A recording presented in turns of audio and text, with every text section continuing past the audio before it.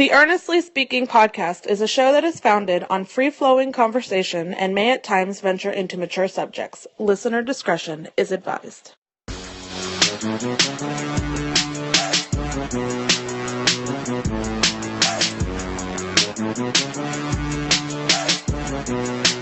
Welcome to the Degenerate Speaking podcast. I'm your host, Ernest Kris, coming to you on a late night Thursday.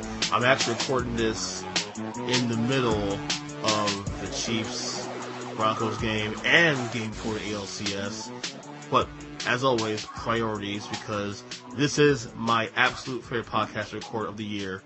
Of the many record every year, this is my actual favorite to do every year. Of course, on the line every season we do this, both the NFL and NBA. Zack, the Degenerate, again. Zack, I can't get rid of you, man. I just had you yesterday on the show. I know, and look how smart I feel after taking Kansas City. Yeah, only because you caught me for the second week in a row, but okay. And, of course, we have a special guest, a long-time friend of the podcast. Has been on the show in a couple of years, actually. Our good old friend, Krizmanic, is with us. Kris, what is up, my friend? No, nothing much. Just another day. Dude, I was thinking about it. The last time you were on this podcast, it actually might be 4 years. Possibly. Maybe even longer. Been a long time. Why you sound so Why you sound so quiet? No particular reason. Just a little busy before. Now I'm a little easier in life, so hey, all good. Hey, I know obviously you're a Grizzlies fan in basketball, you're a Bengals fan in football, but aren't you an Astros fan in baseball? Well, no. I have been an Astros fan for a very long time. Yeah. That's I figure that. Yeah. You're all over the fucking map. through all the bad times and now the good times. I agree. Yes. Yeah, I remember that. Through the NL to the AL switch. Yeah. I'm Still hate the Cardinals, though. Thank God they got swept. Oh, my God. That was bad. NLCS. But anyway, so, as I said, this is my favorite podcast to do every year. NBA 2019-2020 over-under win totals. We're going to go in order as we always do every season, from A, Atlanta, to W, Washington. So let's get started, shall we? The first team here is the Atlanta Hawks. I almost said Falcons, because it's still football mode for the record. The Atlanta Hawks over-under win total prediction is 34.5 wins. Last year, I believe they won 29 games. Am I not mistaken? I'm going to check real quick. I have the over, actually, on this. Now, that being said, I don't think they'll be a playoff team. I do think they'll flirt with an 8 spot. I love Trae Young, and I love the way they played in the year last season. And yes, I was correct. They won 29 games last year. So, I have the over 34.5 for the Atlanta Hawks. Kris, go ahead. What you got? Bullish. I'm over. Love the Atlanta Hawks. The moves they made this offseason, the draft. They did a great job. Mm-hmm. Love Trae Young. You have your two best positions. You know, your 1 and your 4. Instead of stunting their growth and drafting guys in similar positions, they go and get 2 wing players in the draft. One, I think, who was probably the second or third best player overall in the draft, is DeAndre Hunter. Mm-hmm. They're going to be a fun team to watch this year. They were fun last year. I was saying last year on social media all year long that and Zack, you'll test this too, because we'll talk about this also too on the podcast. Like, they're one of my top 5 favorite League Pass watches last season. Oh, absolutely. You could not turn away from the Hawks early in the season because you wanted to see what Trae Young would translate from college. Yeah. And he started off slow, and then he picked up the pace at the end of the All-Star break. And they were fun to watch. I remember watching Hawks-Kings games and stuff on the West Coast late at night, like, oh, what am I doing here? But they're fun to watch. Zack, 34.5 wins to the Hawks this year. What do you got going on this one? I am taking the over for the simple fact that I think so many of the teams at the top end of the East are overrated. Ooh. I believe while DeAndre Hunter was probably the steal of the draft, I think they also drafted the number 1 bust in the NBA draft in Cam Reddish. Dude cannot shoot. But at 34.5, I will take the over. Okay. We'll agree. We're on the same page here. Okay, next team here is the Boston Celtics. Last year they won 49 games. Kind of disappointing year considering that I picked them to win the whole thing last season with Kyrie Irving, which they lost. Who they lost this offseason. They get Enes Kanter. They also get Kemba Walker. Their over/under number right now is 48.5 wins. Kris, Boston Celtics, man. I was so high on them last year, and it's funny because let me ask you a question. How high were you on them? Because I had won the championship last year. I thought they were going to be for sure the number 1 seed in the East, lock. Wow. So it's funny how in 1 year Brad Stevens went from boy wonder to doesn't know how to do anything because he could not get the lineups right at all. Is it fair? And it kind of concerns me that he might have the same issue this year as well. Like, what you have your second highest paid player in Gordon Hayward. What do? Do you stunt the growth of either Jaylen Brown or Jason Tatum? Do you play all three and have a really undersized lineup? Do you have him coming off the bench? What does that say about your team? I just don't know what he's going to do. A lot of guys think they're going to have Jaylen Brown coming off because he's in a contract year. He's at the end of his rookie contract. And in order to kind of screw him over, they've already offered him $20 million a year. He turned it down. Mm-hmm. You have him come off the bench. That kind of limits the amount of money he can make because he'll never be able to see his true potential. I just don't know. I mean, you can tell by the moves they made. You say, okay, you swap out Kyrie for Kemba. It's a great move. Al Horford for Enes Kanter. Yeah, it's a letdown, but it's not the biggest loss in the world. But they're just banking on Jaylen and Jason Tatum to take it to the next level and for Gordon Hayward to come back healthy off a year removed from his bad injury. So I think they go under. I'm kind of on the same page with Zack. I feel like the East is highly, highly, highly mediocre this year, and they're going to have, behind Philly, it's just going to be one big muddled bunch of crap. By the way, I'm also with you guys. I have the under as well, too, for the same reason. Now, I do think... Now, let me ask you a question, and Zack, you can jump on this one as well, too. The Brad Stevens stuff, boy wonder to highly criticized last season. Is that more of a Kyrie Irving problem, or is that really on Brad Stevens? Because Kyrie Irving is a strange bird. He's not your typical superstar in this league that can be... He seems to be a guy that can be coachable when he wants to.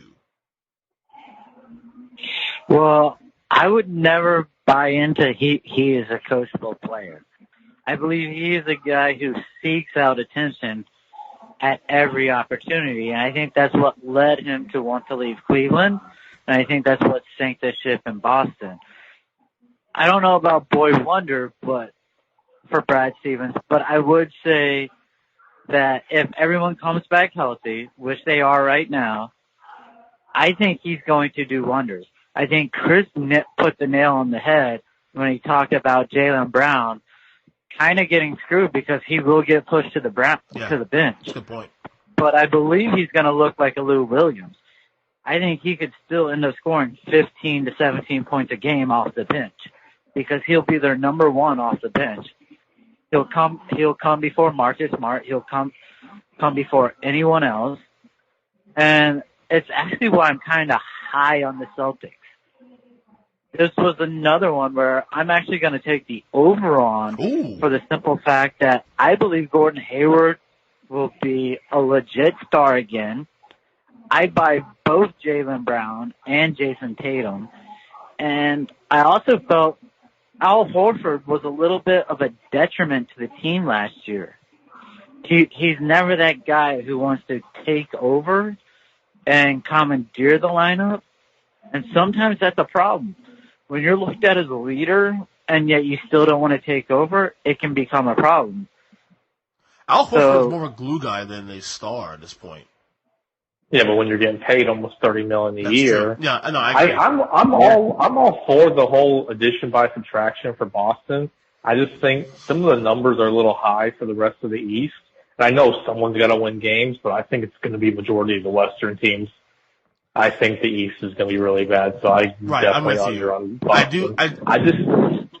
I think Kyrie was kind of like his situation overshadowed the fact that a lot of guys were upset on how Gordon Hayward was treated last year, how they just force-fed him back into the lineup starting, and they didn't figure out what to do with him, and he was coming off the bench, and they just made so many lineup changes that just did not gel.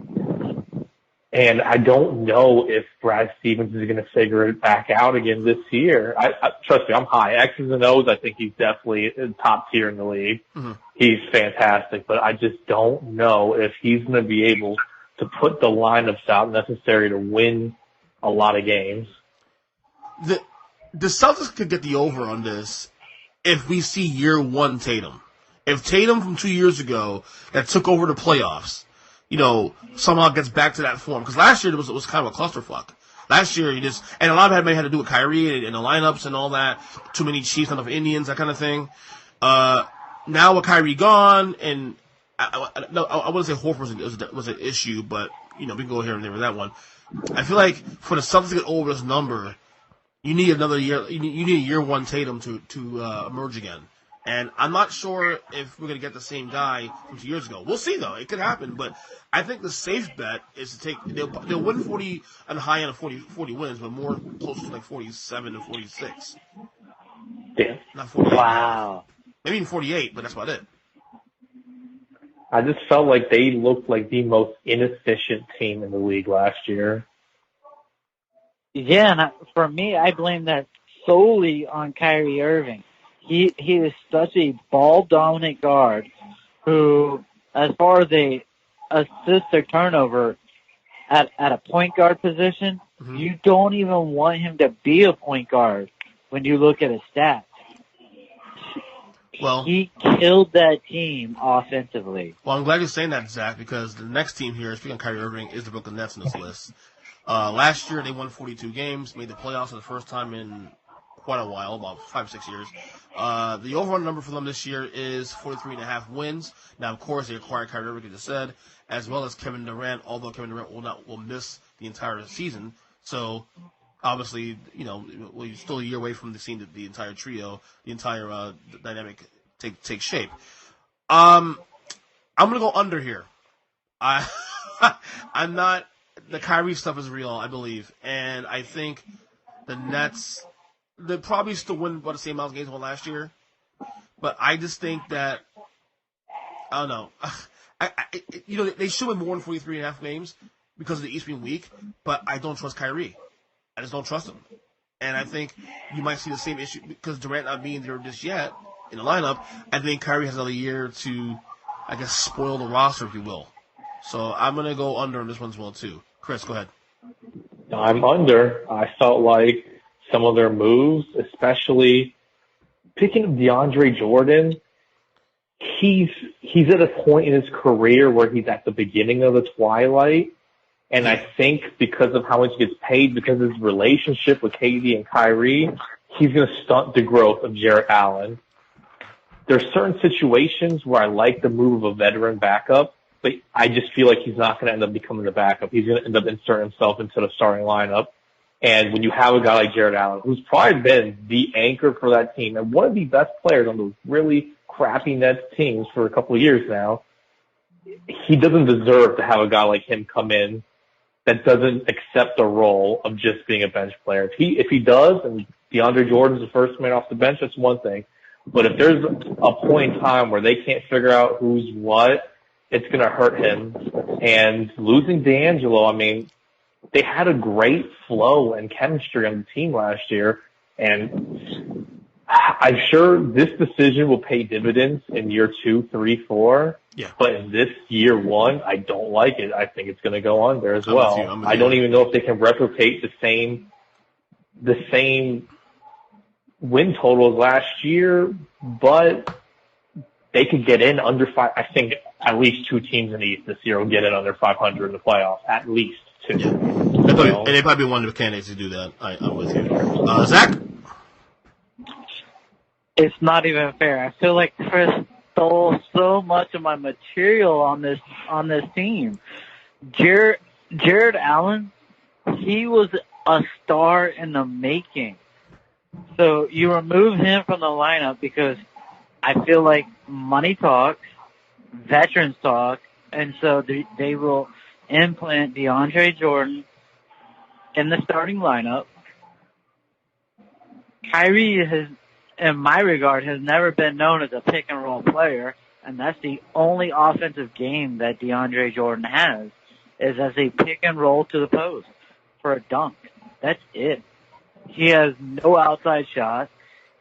He can rebound, but it's almost a rebound by discretion where everyone else goes away from the ball. I also believe that Kyrie will impact Dinwiddie and Lavera. Oh, Dinwiddie? They were growing so good last year, and it was such a beautiful nucleus with D'Angelo Russell that they went, if they wouldn't have changed the team, I think the over-under would have been about 47.5. I believe that Brooklyn will not even win 40 games this year with Kyrie leading the team. Yes. Kyrie. Well, you know what the funny thing is with KD out, if any type of injury, which Kyrie has never stayed healthy in an entire season, does he just tank for the rest of the season at this point? If he has questionable injuries every time he gets hurt, banged up, it's definitely in play. It's definitely in play. I mean, I would say the over-under on Kyrie's games this year should be somewhere in the 50s because I really don't think he's going to really go hard this year. I'll say this much. But what I will say about the rest of the guards, though, between like Harris LeVert, Joe Harris, and Spencer Dinwiddie, they're very versatile and they can play pretty much 1 through 3, all three of them. So I don't think it's going to hurt them as much having Kyrie there. I think he just takes over D'Angelo's spot and kind of goes from there. So I don't think they're going to be impacted too much. But I just think the chemistry and the flow of the game and the feel, they didn't have that ball-dominant guard last year. Even though D'Angelo had a high usage rate, he was still kicking it out a lot, and the flow of the team was fantastic. Kyrie's one of those, like, hero ball type of players, and when you can finish at the rim like he does, you kind of see the offense stagnate, and we'll see how it goes from there. Well, I'll say this much about the negativity about the Nets this year. Regular guest of this podcast, Matt McQueenie, who actually is a former Net employee, New Jersey Net employee, and a diehard fan of the Nets as well, did not like the moves. He was not a fan of the moves. He liked the team they had last year, the way they were gelling.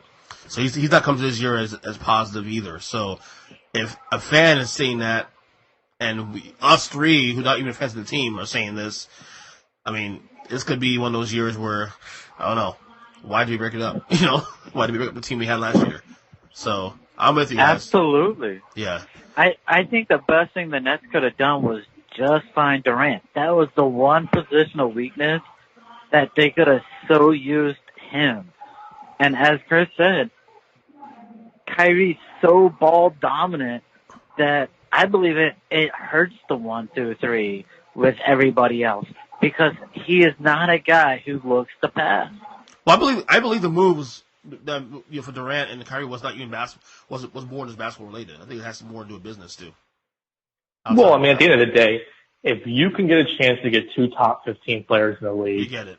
You have to take it. You make it work after. So I understand the business aspect of it. Just year one's going to look terrible. I agree with you. But at the end of the day, you can't turn down the opportunity to get 2 top 15 players. I totally especially agree. with check this out. There's 15 all NBA players last year. 6 of them switched teams. The league is wide open. So you have to figure out what you have. And if you can get 2 guys like that, you have to make the move. So I know we sit here and beat them up, but after next year, it'll definitely start to pay dividends. We'll just have to see how much of this young nucleus will stick after this year. Right. You gotta hope.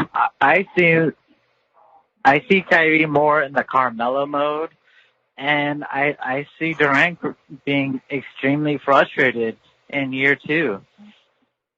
Even more so than playing with Russell Westbrook. I think it was an absolutely horrible decision to sign both of them together. Well, we'll get to Houston in a second. So, next team here is the Charlotte Hornets. Last year they won 39 games, albeit with Kemba Walker, who's now in Boston. The over-under number this year for the Hornets is 23.5. This is pretty easy. I think they'll probably be the worst team in basketball this year. I'm going way under on the Hornets and Michael Jordan, of course. Kris. Man, I can't believe you said that. You know what? I understand that they might get rid of some guys just to switch payroll around, and when you have team, they have enough guys on the team that people would want. So if some guys go down, they might have some guys they'll be traded. But you know what? Their roster pretty much was unchanged. All they did was swap out Terry Rozier for Kemba Walker, and you know what? As much as everyone hates the move, I'm not that, I think Terry Rozier's a great player. I think he just never got a fair shot. He showed what he can do when Kyrie was out. And, he said all the right things before the season started about taking a back seat and knowing his role. And then once the team started imploding, then he started coming out and being unhappy as well. But I don't see this team being that much worse than they were last year. I'm over. I just feel like you still have the veterans like Tony Parker, Nicholas. No, Parker retired. Oh, Tony Parker retired? Yeah, he retired. Quietly, no, retired. Yeah. They're missing their number 2 scorer too. You still have a guy like Nick Batum, who's probably the guy that might go on the movie though his contract bad, but he's a veteran player. But you have enough young players that are coming into their second and third years, like Malik Monk, Miles Bridges. Even Dwayne Bacon was playing good. I don't. If Cody Zeller can step up, being a former top 5 pick, Dwayne Bacon starts showing out, one of your fellow Knowles guys. MKG sits there and is a veteran presence, kind of shows the rest of these wings how to play. I don't see them regressing as much as everyone I think the only thing that you have, I think the defense of what your point is here, they play in the East.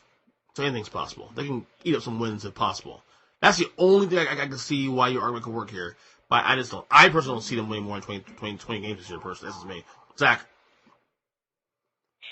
For once, I'm agreeing with you, Ernest. 20 games should count as monumental. Monumental.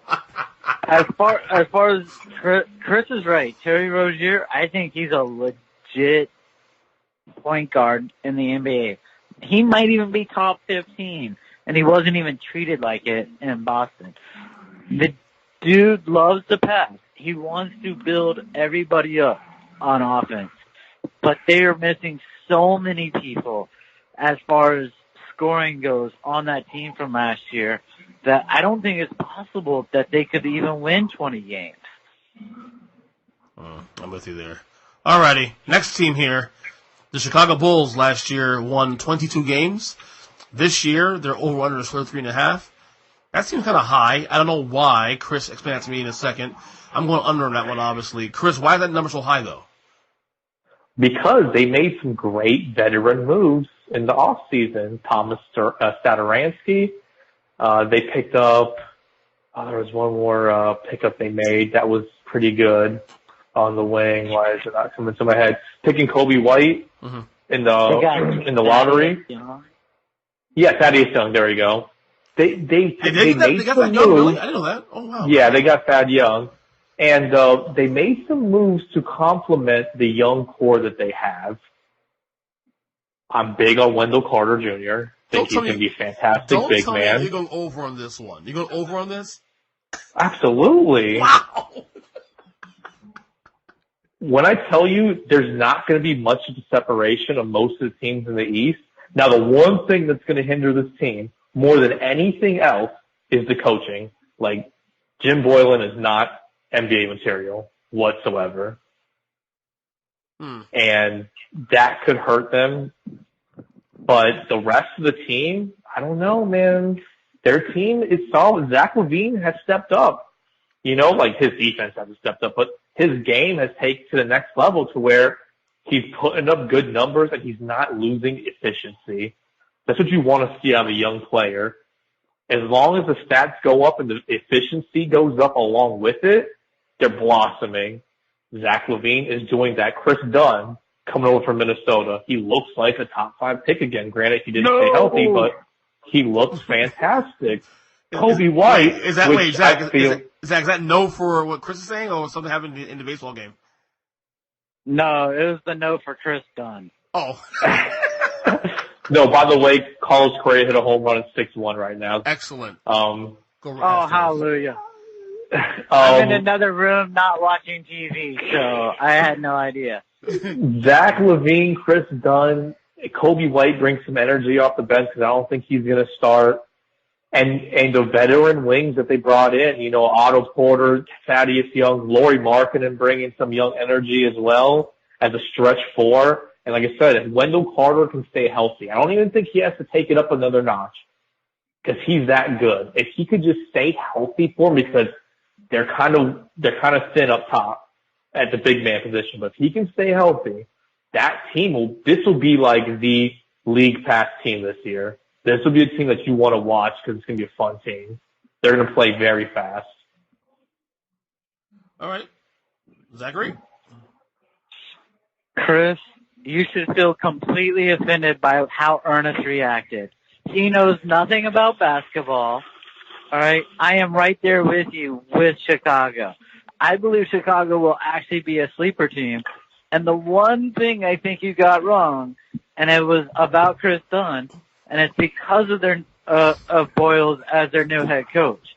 I believe he's the type of head coach that looks at energy, athleticism, production versus veteran years. Because Kris Dunn's been in the league now 4 years, 5 years? I think Kobe White takes over at point guard by probably within the first 15 to 20 games. I love Markkanen as a stretch 4. I'm a huge fan of Zach LaVine. He will probably finish in the top 10 of scoring in the NBA this year. Oh. So, no. Zach LaVine, you're talking, this will be his second year out from a major injury. He will explode on the scene. I think I'm not mad at that at all. No win 30 games. They won 30 games. I don't think they won 33. I really believe that Chicago competes for a playoff spot, whereas the Brooklyn Nets do not. Ooh, that's a big fucking bold statement there. Okay. All right, next team here. We have the Cleveland Cavaliers. Last year they won 19 games, which I believe was worse than the league. The over-under for them this season, however, is 24.5. Kevin Love should be healthier this year, yet I am still taking the under on the Cavs. I think they'll be competitive in moments, but I think, again, this is not any good. It's that simple. They're a mess. Kris? I don't know how you could even compare Charlotte to a team like Cleveland. Like you said, Charlotte could be the worst team. Like, no, Cleveland is the worst team in the league. Under by a long shot. They are awful. Yeah. Who knows if Darius Garland starts the season? If they do, their two best players are, their two best young players are both point guards.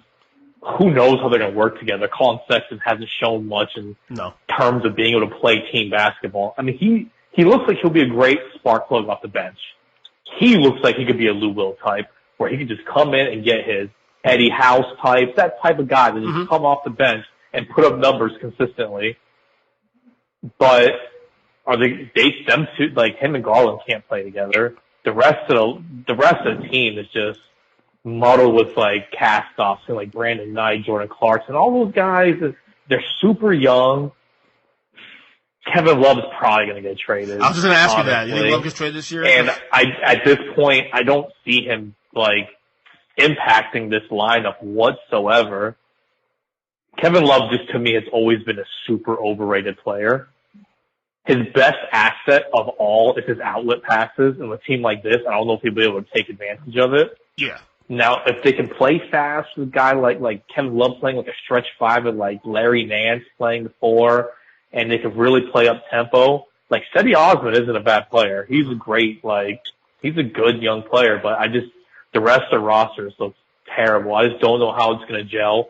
John Beeline coming from college, oh man, he's never been a pro coach. I just don't know how that's going to work out. Like a lot of these college guys don't have thick enough skin to really hold it down in the pros, and I think this is going to be one of those situations where you find him back in college in maybe 3 years tops. Zachary, Cavs.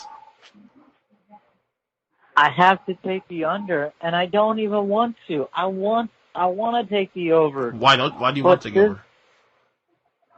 Because I have so much hope for Sexton. One, he is not a point guard. He is a shooting guard. Mm-hmm. Through and through, he is just a shooting guard. He is not a point guard. But I do not believe Garland is a legit point guard. Maybe I missed his AAU basketball, but the dude played 3 games in college against garbage. To take him that high when there were so many quality players in the draft blows my mind. As far as Kevin Love, I don't think he's an overrated player.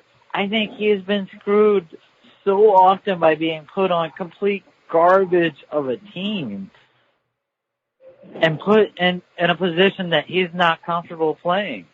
If you put him in a stretch 4 with a legit center, he is a remarkable player. But there's no way I can see 24 wins out of this team when Kris is right, and you're probably thinking the same thing, that Kevin Love will be traded. They'll try and take a garbage asset with a draft pick, and so it'll hurt their team even more in the second half of the season. Well, you boys came to play today. You guys both came ready for this. So you know what's funny though? I don't think they can get an asset for Kevin Love. That contract is bad. Massive. He extended after we got traded. He extended. I think that contract is super cheap. Really? No, compared it's awful. to other He got guys at his level. No, it is not. It is brutal. That is a brutal contract, and it's going to be hard for them to get rid of it. You're just going to have a team that's desperate, that needs to shake it up to make a move. Maybe a team like Denver, who plays fast. Okay, I got to stop you, Kris. I got to stop you. They traded Mike Conley, Chris Paul, and Russell Westbrook this season with absolute horrendous contracts. And you're trying to say that his contract is bad? Absolutely. He hasn't stayed healthy in 4 years. Okay. I'm gonna break down his contract real quick. Give me a second. All right. His contract right now, he's signed a 4-year deal. 4 years, $100 million. Yeah, he signed an extension, actually. He's making $30 million. He's not a free agent until 2023. So he's making, as his deal starts right now, his new deal starts this year. Mm-hmm. He's making $28 million this year, $31 million next year, $31 million the year after that, and then $28 million, 22, 23. So, yeah. And by the way, by the time he gets to the end of that contract, he's 34 years old. That could be one of the worst contracts in the league by the time it's all said and done. And what is Chris Paul making right now? I'm not disagreeing with Chris Paul. I'm just saying that it's still a bad contract to trade. I mean, which team you see eating that deal? It's less about love, more about the contract, more than anything else. There's a few teams that need a legit 4 that will be desperate. I feel like a team like Denver, who is trying to break through, which we'll get to them in a couple more teams, but that might be his landing spot. Yeah, I agree with you. I also see Milwaukee. I think Milwaukee would figure out something to team him up with Lopez so that you have 2 bigs that can stretch the floor. That would depend. To be honest. That would depend also. I think if that happens with Milwaukee, for example, I'm just talking obviously just hypothetically, but with Milwaukee, that will probably have to after Giannis's deal. So then they can actually figure it out. Lock in Giannis first and then go from there. Well, that would happen next year. Right. It would have to happen after the season. So Kevin Love needs to show Love needs to showcase himself in the next couple of years to be a guy who can still play at a high level and stay healthy. That's the bottom line. So. Yes, I would agree with that part. Right. All right. Next team here, we have the Dallas Mavericks, a league pass favorite this year for me, definitely. Last year they won 33 games. The over-under for them this year is 40.5. I am going to go under, slightly under, only because of where they play in the Western Conference. I do think they'll be exciting. I do think they'll be competitive. But I think they're still a year away from being a major playoff buster. That's all I'll say about that. Kris? I like the team. I do too. I like the team a lot. Pick up the 8? They'll be close. I think people forget how good KP really is.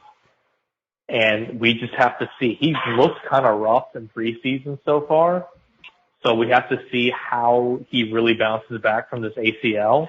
But if he can be 85% of what he was, they're going to be trouble. Like, they have a solid rotation. They made some nice moves in the offseason, bringing in a guy like DeLon Wright, and they're going to be a fun team, and they're going to be good. They're well coached as well. Yeah, great. This is probably one of the hardest ones I struggled with looking at the win-loss total, because you got to remember, every team plays at least every Eastern team 2 times this year. Right. So, I mean, every year they play each team plays each other at least twice. So these Western teams are going to feed off the East. But that's everybody though. So you need a separation. I mean, the Western Conference is really good, at least on paper right now. So yeah, no, I think I could see them being 500. That would put them a half game over. But I guess you have to go under here. I just think it's going to be barely under. I think like 40 is the number. Yeah, I think 40 and 42 would be the record this year. That's exactly what I'm saying. One more year away. Zack. I think we're in complete agreement. They get screwed by how tough the conference is. When you see the additions to the Clippers, the additions to the Lakers, how good Portland was last year, how great Denver was, how do you expect Dallas to win 40-plus games? And so you have to take the under. Even if they finish, say, 20 and 12 against the East, are they going to win 21 games in the West? It's just too much to ask for that young a team. Any question marks? Porzingis' health obviously makes you okay. A lot of question marks there, but I think they'll be competitive. They'll be a great league pass team. I think they'll be in the mix at some point. And then next year is when we start looking at the Mavericks as a team that could be a playoff team and more. So, all right. Absolutely. Next team here we have the Denver Nuggets. This team won 54 games last season. This year the over/under is 52.5. I am going to go over. I think it's very possible they'll be number 1 seed in the West. Because I think this team constructed is a great regular season team that can eat up a lot of wins. They can win. They can win probably close to 60 games this year.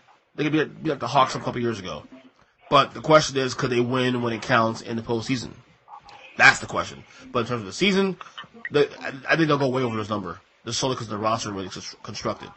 So I got over on this one for the Nuggets. Kris. Man, this is another tough one. Oh, Denver, really? fantastic young team. They've locked down their 2 best players, Jamal Murray and Nikola Jokic. So they're set there. Jeremy Grant, low-key signing, very good. The rest of their wing players, nice and young. They play in altitude, so they can always catch teams off guard. I want to see how fast they're willing to pull the trigger to blow the team up in a good way, like to get a veteran. Kevin Love? And how that's going to, that's one where he would fit. His outlet passes would be fine for a team that fast. Him and Jokic would be 2 of the better passing big men in the league together. I like the philosophy of the team, especially in the draft. They're drafting best players. Michael Porter Jr. last year. Fell to them. It's worth the risk. Bowl this year. He could have been number one if he stayed healthy. Mm-hmm. He's that good. But who knows what he's going to be in the pros. But they're looking to hit home runs in the draft because at this point, they're one home run away from being the best team in the league. But they're still one away. So I feel like this could easily, they could shake up the roster. If their year doesn't start off right, that roster could shake up immediately, and then who knows what's going to happen. I take the under. I think they'll be a 50-win team, but just at 50. Ooh, okay. Zach. I legit have to take the under. I don't feel like, I don't feel like they did enough in free agency as far as the rest of the Western Conference did. So if we're basing everybody on being healthy on every team, then you have to expect Denver to kind of take a bit of a step back. And when it came to the draft, they did take a home run swing with their draft, but they did it for a guy who essentially is coming off the bench. You know, if Bol is what he is from Oregon, you know, he's a home run. But the problem is he's a center sitting behind Jokic. So what do? You took a home run swing for a guy who's going to be a backup. So either way, you positioned yourself to try and stay where you were instead of going forward. Good point. I think my logic here has a lot to do also not with Denver, but also to do with around them, like Lakers, Clippers, all that. I think the Clippers, with some of their injuries, they're gonna punt the regular season. The Lakers might do the same also to Golden State's not a top team in the West anymore. Houston has dynamic issues. So I think you look at a team that can break through. You're banking on the continuity, right? Keeping them afloat and atop the West, right? So they'll get close to 60. Now, whether or not they actually do on the playoffs is a whole different argument. But in terms of actual eating up regular season wins and prioritizing a number one seed, they are the team that needs a number one seed. They need it. That's the one advantage they have. If they're going to beat the Lakers in the series or Clippers in the series, they need to have those games being played in the altitude. But here's the thing. Continuity is great until it stagnates, and then teams panic. And when you press the panic button, then your one top-tier feature is gone. When you make that move, you lose the chemistry. I do agree with you. The whole thing about them being in the market for a trade if they start slow. I don't think they will start slow. I think they'll bust up the year, being the best team in the league out the gate. See, I think this is one of those teams that could actually make a swing for Kevin Love, and it would work out perfect. I agree. Because Kevin Love plays power forward. It would work perfect with Jokic. Yeah, I agree. All right, next team here, the Detroit Pistons. Last year went 41-41. This year, the over-under is 37.5. Not that I'm a big Pistons fan here, but that seems kind of low considering their roster and also considering the fact that the East is a lot weaker this year. I thought it'd be closer to 39 or 40. I didn't think it'd be 37.5. That being said, I'm going over. I think they're a borderline playoff team in the East this year, especially Blake Griffin, Andre Drummond, all those guys. This is a team that honestly should be in the 45 to 50 range based on the roster, but they just can't get the shit done. Kris. I don't know. I don't like this team at all. What? This team is brutal. I don't know the people they picked up, like D Rose. I don't know if D Rose fits. Like, is Reggie Jackson going to stay healthy and play? Him and D Rose can't play together. I mean, they're not supposed. I mean, they both play the same position, but in positionless basketball today, can they play on the floor together? I don't know. The rest of the team is uninspiring. They're wing players. I mean, they picked up Tony Snell. He is, I mean, yeah, if you're like, oh yeah, 3-and-D guy is great for Blake making all the plays and stuff like that, but their team is brutal. I don't know what you see in this roster. Same thing with You have uncertainty about Andre Drummond's future. Some on the team want him. Some of the team don't want him anymore. He was a fantastic athlete. Hasn't transitioned properly. The team's just not built right. They need a playmaking pass first point guard, and they don't have that. I can't stand what you And that's what's going to kill this. Yeah, but I don't think D Rose is the right guy for the team either. And I just don't see guys like Thon Maker taking the next level. Luke Kennard, who I think is terrible, I'll see him taking the next level. Like, you have Blake there, and Blake's just going to be in purgatory this year. So I'm going under. You mean somebody you can't get to 38? You can't get to 38 this year in a weaker East? Oh, No. Wow, that's a shock then. That means Dwayne Casey could save that situation. Okay, Zach. Wow. Either I completely don't understand this team, or for the better half of this show, I thought Kris was a true NBA analyst until he got to this team. I mean, I legit think Detroit will win 44-45 games. Oh, no. I can't go that far. I got over, but not 44 wins, though. They should, but they won't because of chemistry. Well, hold on. I'm already expecting, from what we've talked about, Charlotte to be garbage. Right. For Brooklyn, completely way overrated and be garbage. Right. So I need a team who's stepping up. So initially, this is my team. I think the signing of Derrick Rose works perfectly for this team. Derrick Rose was a guy who essentially came off the bench from Minnesota. So to now transition him to Detroit, where you have a Reggie Jackson who gets hurt all the time. So you can have a guy who comes off the bench and can start in D Rose. I think it works fabulously for this team. I'm just so lost because I also like Luke Kennard. I think he's a great shooter off the bench. He can space the floor, and when you're looking at players off the bench, that's what you want to do. See, I'm neutral on this one. I'm neutral on this one. You think, Kris, you think Detroit will be terrible this year. You think Detroit will be a lot better than you realize. I'm in the middle. I think they go over, but I think it'll be 44 wins good. I see it was a 41-win team again like last year. Yeah, no, I think this is a 4 or 5 seed in the NBA Eastern playoffs. They should be by versus the roster, but again, chemistry. I don't know. We'll see what happens. This is one of our picks to look at this year. Okay, next team here, the Golden State Warriors. Last year, winning 57 games, losing in the finals to the Raptors. Of course, they lose Kevin Durant in free agency. And also Klay Thompson will be out, so probably at least the All-Star break. They did get D'Angelo Russell from Brooklyn by free agency. The over-under wins total this year is 48.5. I struggle with this one a little bit, to be honest with you, because you know what? I think having D'Angelo Russell in there at least gives you a piece to hold you over for a few months until Klay is there.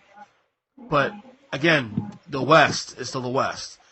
I think this team will win 47, maybe even 48 games, but I think I'm going to take the under. Just because I'm not sure when Klay's come back. So for that reason alone, I'm going to go under on this one, but I think they'll be close to the number there. Kris. This is the easiest one. Over. Explain why. The demise of the Golden State Warriors is very overrated. Okay. D'Angelo fills in quite easily for Klay Thompson. It's going to be seamless. People forget this is a system. This is not a bunch of great players together. This is a system that Steve Kerr has. You just plug in the next guy, and they're just going to ball out. I feel like a guy like Alec Burks can come in, former lottery pick, never got a fair shot in Utah, is going to come in and play just fine. Their bench is so much deeper this year than it was last year. Jordan Poole, fantastic draft pick. Willie Cauley-Stein, he's going to come in and kill it as a starting center. This team is going to win 50 games. You can book that. Okay. I don't think the Myers is in the cards, obviously, but I think we close to the number, but go ahead. Zach, go ahead. Right now, I'm lighting a candle and praying that Kris is right. Okay? I want him to be right so badly. For the simple fact that, one, I believe if Klay Thompson would have been healthy for the finals, they won the championship. Screw Kawhi, screw Toronto. Had Kawhi not blown out his knee, they would win the finals. Right. But I believe that Klay Thompson is the most important player on that team, while Steph Curry is the best player on the team and the most valuable. Klay has the most impact on that team for the fact that he can run around the court and just put the ball up in a millisecond.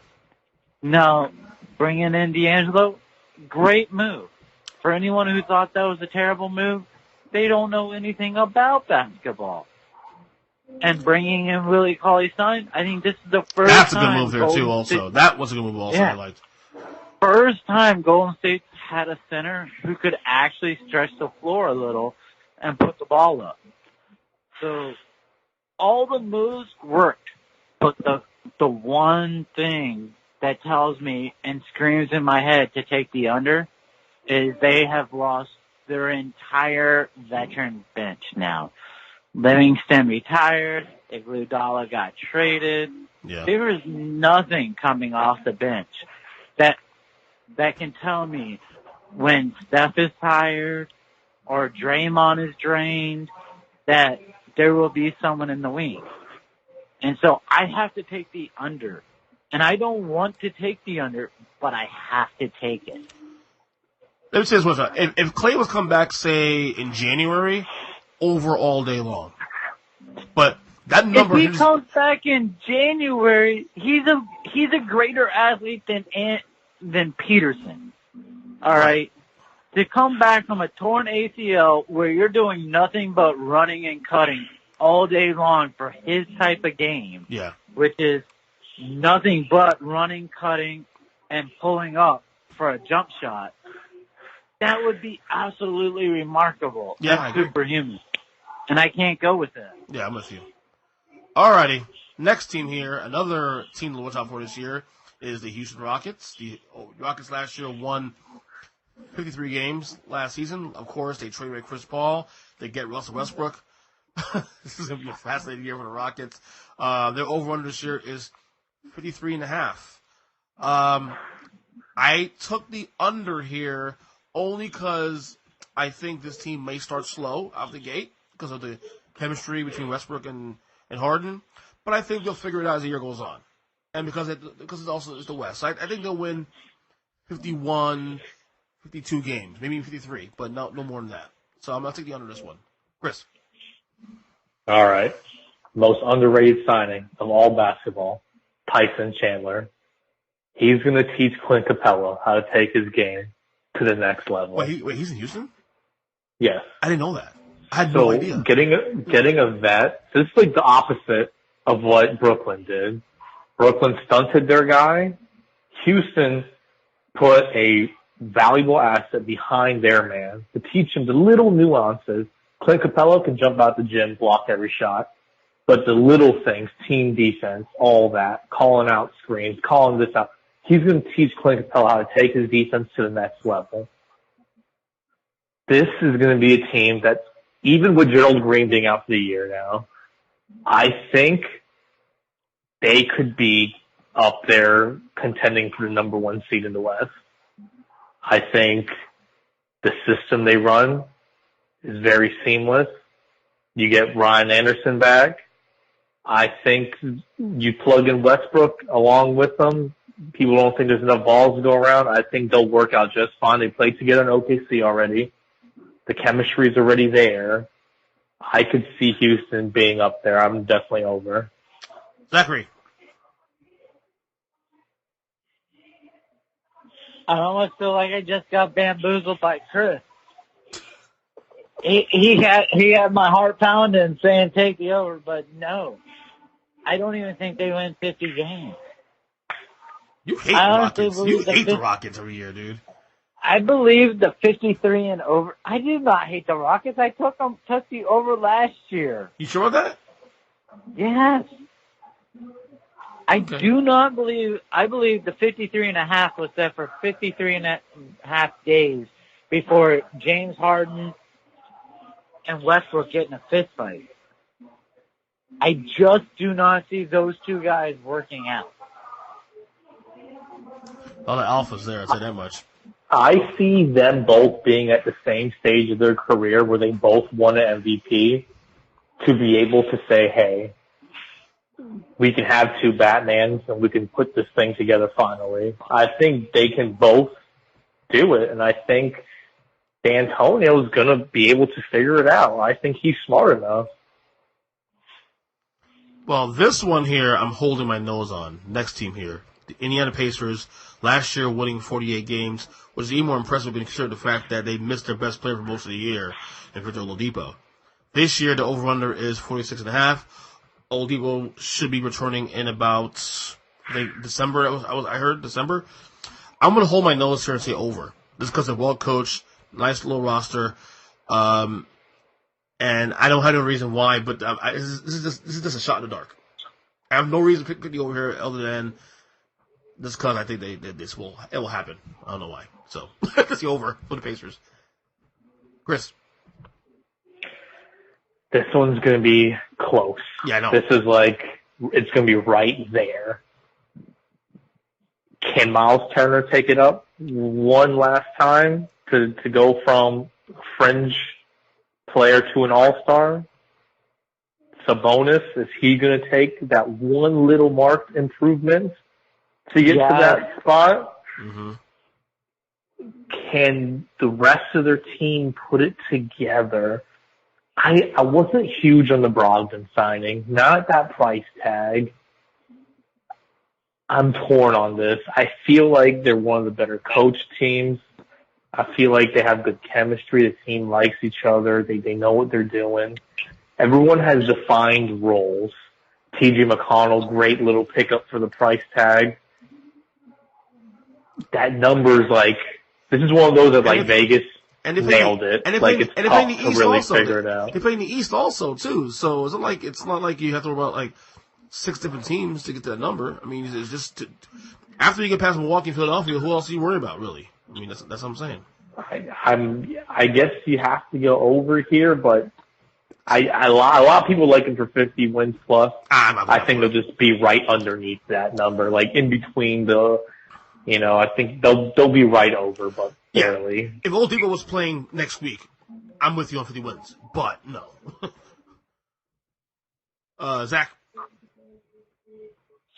So this is my number 3 or 4 seed in the East. Okay. I am legit pounding the over on this team. I think this is one of the worst lines that Vegas put out this year. Ooh. All right. The number one thing they did during the offseason that Kris forgot about was they brought in Jeremy Lamb. All right. Not only do you expect to see Sabonis and Turner make improvements and growth in their game, but now you have Lamb to cover an offense until Oladipo gets there.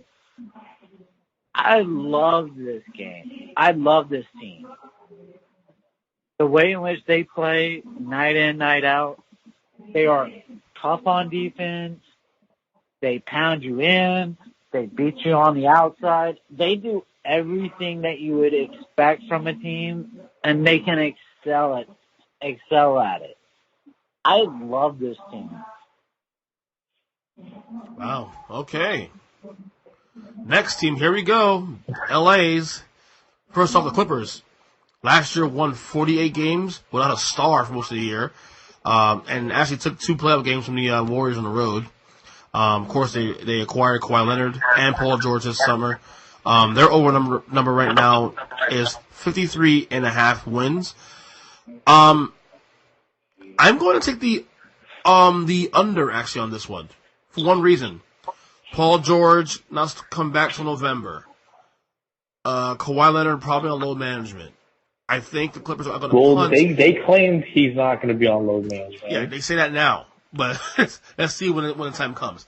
I think the Clippers are going to punt on the regular season, just win enough games to get to a top 4 seed, and then hit the pedal when it comes to April and beyond. So I think they win 52, 53 games, but I think beyond that it's a little hard to expect at this point. But, under the situation, of course, too. So I'm going to go on the under on this one. Go ahead, Kris.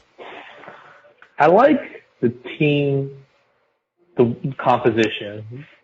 Pretty much every guy besides their stars has they're defined, versatile two-way role players. Montrezl Harrell, JaMychal Green, Mo Harkless. They're a bunch of versatile D&3 athletic bigs that can defend. Your Pat Beverly knows what he's supposed to be there for. He's an agitator. He's 3-and-D point guard, essentially. Zubac, great steal they got last year. Lou Will knows that he's a gunner off the bench. And Doc, he's a great coach. I think Kawhi plays almost the entire season. Don't care what Paul George does, honestly. He's going to be there for a majority of it. I think it's over. How high are they on my list of championship contenders? I don't know yet. I don't know if I consider them the best team in LA, honestly. But I think in the regular season, they're definitely going to win games. Zack. All right. One, I believe they will have the third best record in basketball. Okay. But I will take the over. All right. This team will lead the entire NBA in defensive proficiency. There's no other team that could even compete with them on the defensive end. You give me 70 games with Kawhi and 70 games with Paul George. We're talking about it's the last weekend of October and George isn't coming back till November. Okay, whoop-de-doo. All right, he'll be there for 65 to 70 games. I will take the over in this. There are only 2 teams that will have a better record. Okay. Next team here, the LA Lakers. Last year they won 37 games. LeBron James, of course, missed a good chunk of the season. This year the over-under is 50.5. They also acquired Anthony Davis in the offseason as well, too. I am going to take the over on this one because I think Anthony Davis will actually play 70 games this year for once. I think Davis will actually be relatively healthy this year. And that will be enough to get him over to 50.5 wins. So, I'll give you the over here on this one. Kris? I'm going over. I think, honestly, they might not have the best record in the league, but head to toe, they might be the best team in the league. You have 2 top 4 guys in the league together. Mm-hmm. If Dwight Howard can be 50% of what he was in Orlando at this point, which he looks a lot better this year than he ever has since he's been dominant. Kuz, I think this is the one thing. Kuzma's got to learn his role. And as long as he knows, because he's been number 2 for the past few years, ever since he's got to LA. Now he has to be number 3, but a consistent number 3. I think they can do it. They're definitely going to win over 50 games. That's a lot. Yeah. I think the team's filled out enough to where, guys like Danny Green, Avery Bradley, Jared Dudley, those guys are going to fill their roles and know exactly what to do. I like the team a lot, and I think they're a legit championship contender this year. I love what you said, Dwight Howard, because, for all the slander he gets around the league, this is actually a pro Dwight Howard podcast. Me and Zach do like Dwight Howard still, despite the fact that he's slandered. So, go ahead, Zach. I've moved past my hatred. Yeah. So, Zach, you got over as well, too, or are we going to be different from us? Oh, no. This will shock you, but I believe they will have the second best record in all of basketball. Ooh. I believe they crushed this over. probably 58 to 59 wins on the season. And they would win more if it was in the Eastern Conference. Oh, wow. My prediction is they both stay healthy. Do I want them to stay healthy? Absolutely not. I want to see LeBron James blow both his ACLs. Oh, Jesus Christ. What are you doing? Listen,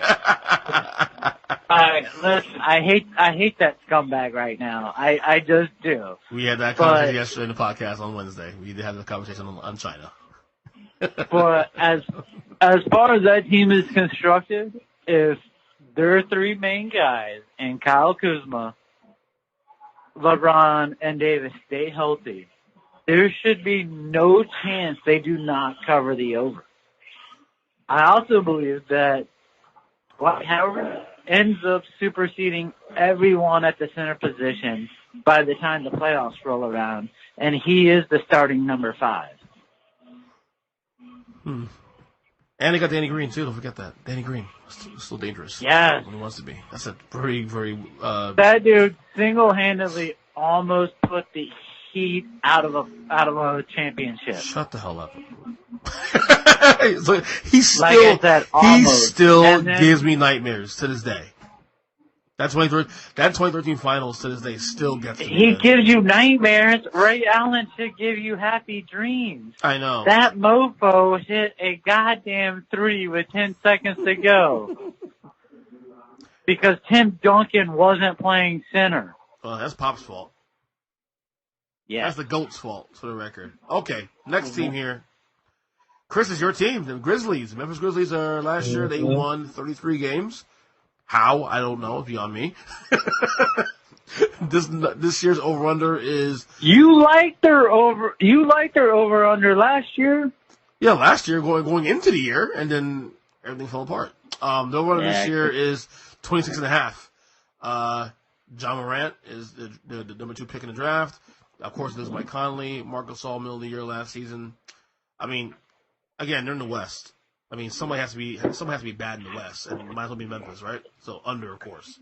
Kris. No, you need to address him as Rookie of the Year, John Morant, because you can lock this up right now. You think so for real? Absolutely. Over Zion? Absolutely. Okay. Homer. I'm not buying the Zion hype yet. Okay. This is definitely under. They're one of those terrible teams in the West. But the direction they're going in, fantastic. They are hitting the draft. Jaren Jackson last year, amazing choice. Then you have Brandon Clark this year, fantastic. You steal Josh Jackson away for nothing from Phoenix, a former top 4 pick.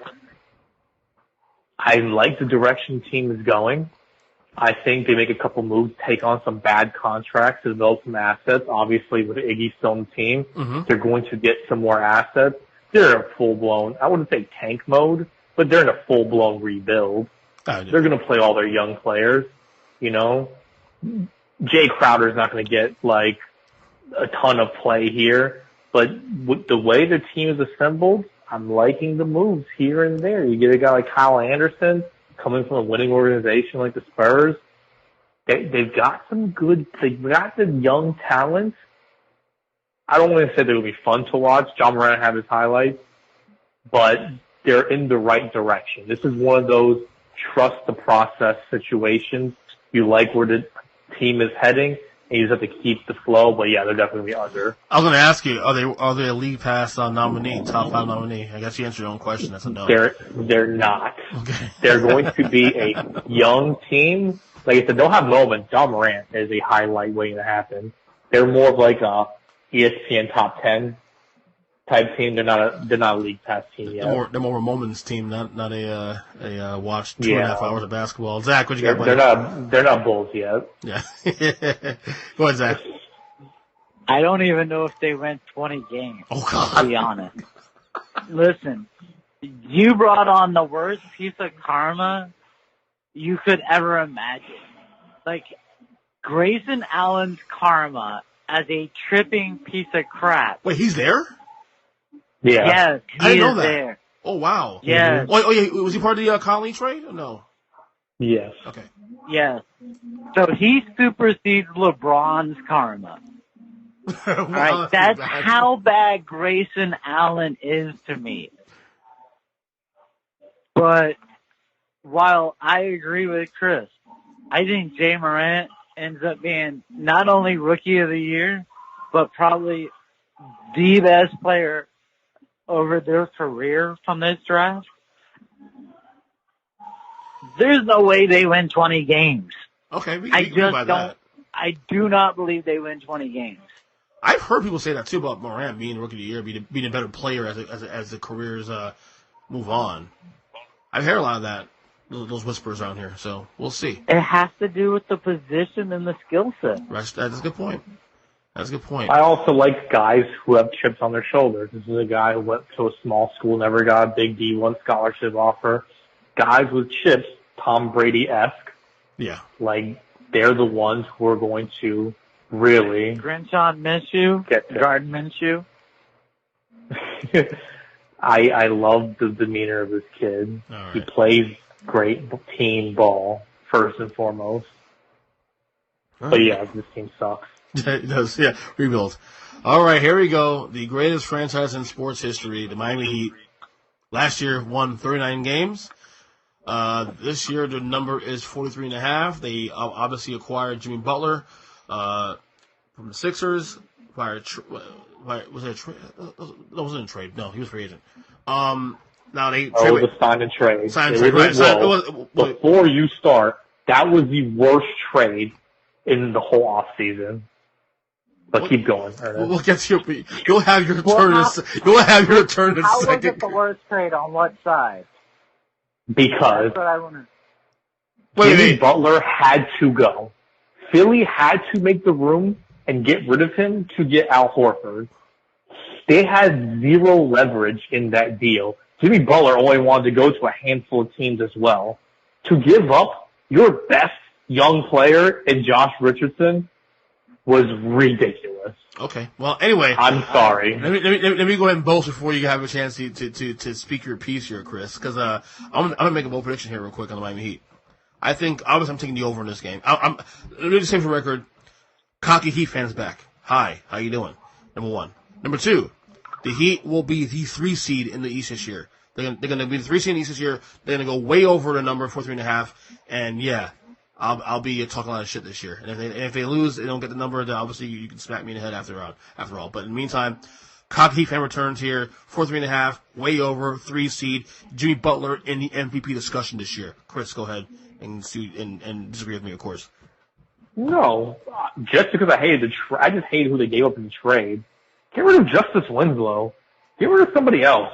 Don't give up on Josh Richardson, your bona fide, most electric player on the team at the time. I hated the fact. This is like back when they got Shaq, and they had a choice. Do you get rid of Caron Butler or Darrell Wright? And they kept Darrell Wright, and they got rid of Caron Butler. Now, they still won the championship, but come on. Darrell Wright didn't do shit. This is the same thing. Justice Winslow, get rid of him. Send him away. Keep Josh Richardson. What are you doing? No, I love the Heat. They're going to be fantastic this year. Here's the one question. They're going to go over for sure. They're the front office coach dynamic. They're all on the same page. They know exactly what they want to get done, and they do it. Jimmy Butler fits that mantra to the T. Heat basketball, grit and grind. They're the new Grizz, where it's like grit and grind and just they're a tough team. Bam now has the clear path to stardom, not having to worry about Whiteside's garbage ass and $20 million contract in the way. Tyler Hero looks fantastic. You get me excited. Here's the one thing.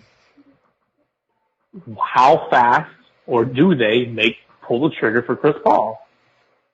Here's a question. What's it going to be? Here's a question. Why would you do that? Because a guy like Jimmy Butler is stubborn and wants to have the best team around him possible. Okay. And he, as much as I like Dragic, he is an upgrade. Obviously, Chris Paul's still an upgrade. And honestly, the Heat have a ton of bad contracts to give up to max salaries anyway, so it's not like, I know you're taking on one albatross, but you're still able to get out of maybe Dion Waiters or James Johnson. Or Myers Leonard, or like one, or Kelly Olynyk, or one of these other. I could deal with keeping Dion. I'll keep Dion. Dion's deal isn't horrible. Okay, it isn't horrible. Give it James Johnson, obviously, and we call it a deal. At the end of the day, it comes down to, does OKC say, oh, Chris Paul's just a straight dump, and you want to get out of his contract? Or are they going to still want more assets? And I don't think the Heat are going to give assets to take on that shitty contract. So at the end of the day, there's a stalemate there. So one team's going to fold. Either the Heat are actually going to give up more than they want to for Chris Paul, or OKC's going to be like, you know what, here, take Chris Paul. We'll take the expiring contract and call it a day. But I love the Heat team. They're going to be a great team this year. All right. You get me excited. Zach, you get me excited too? Well, we're talking about the Eastern Conference, so I have no choice but to stroke your ego right now. But this is where I would like to make a bet. This is where I believe Kevin Love ends up before the trade deadline. Miami? Yes, Miami. Miami is in such need for a power forward of Chris Love's status. All right. I can't even imagine Jimmy Butler would say no to this kind of trade. This is the kind of guy Jimmy Butler looks at. He has the stats, he has the pedigree, he has the championships. Bring him in. Screw Chris Paul, because I believe, one, Jimmy Butler understands that Dragic is a better point guard than Chris Paul at this point. And two, one of the top 3 NBA rookies of the year for this coming season is Tyler Hero. Tyler Hero. Yes. All right. I'm excited. This dude is going to be a top 3 rookie of the year. This is an unbelievable steal that they got in the draft, and I blame it on racism. Poor white kid can't shoot, even though he can shoot. That was a great line, Zach. You know what's funny though? All the idiot Heat fans on my timeline on draft night, like criticizing Riley and Spoelstra for drafting this kid, and now I marked down people who I know who are critical of this. Are the same idiots now are going absolutely ape shit now about him playing as well as he has in the preseason so far. Yeah. Fans are stupid. And they're either going ape shit about just how he's playing, or they're thinking, oh my god, we can trade him and get someone. Let's package him with Justin Winslow. Well, Bradley Beal's off the books now. Yeah. Oh no, that's a 2-year contract. Bradley Beal probably gets traded before Kevin Love this season. No, Bradley Beal can't be traded this year. That's in the contract. Yeah, he can. He gets traded, by January 15th, I believe. Because of the timeline of his contract. He will not get traded this year. Oh, I'm sorry, Chris. He will be gone. So you go over 2, Zach, huh? Yes. Oh, yes. Okay. But I'm not going so high as a 3 seed like your delusional ass. All right. They are a 6 seed. Okay. I believe the first 7 seeds in the Eastern Conference all win 42 games or more. Oh, man, we have to place a bet on this one, Zach, you and I. Why? You haven't paid up for the last bet with the Miami and the Magic. That's true. I do owe you for that still. I owe you dinner still for that. Okay. Yes. Okay. We'll make that whole soon, I promise. All right, next team here, the Milwaukee Bucks. Last year, they won 60 games. Over-under this year is 57.5. Of course, they have the MVP, Giannis Antetokounmpo, the Greek Freak. I am going to go over, of course, because I think Milwaukee will continue to, build and be great. Now, whether or not they win the East entirely is an older argument. But in terms of the regular season, I still like the roster. I know there are lots of pieces, though. Lots of pieces, but I think they'll win at least 58 games this year. So, give me the over on the Bucks. Kris? Under. I think they're going to be at like 55 to 57, but I hate the moves they made this offseason. They overpaid to keep a roster that couldn't get it done last year, and I don't like it at all. Chris Middleton, you have to pay him. That is a fact. You have to pay him. You have that 1-2 punch there. You can't lose him. I like Wesley Matthews taking over for Malcolm Brogdon at 1/10 of the price. Fantastic move. But to overpay Brook Lopez, bring his brother in, Ilyasova kind of, I know he fits the role and he knows his role. He plugs their holes, shooting, whatever. You have Bledsoe, George Hill combination at point. They're never going to make it.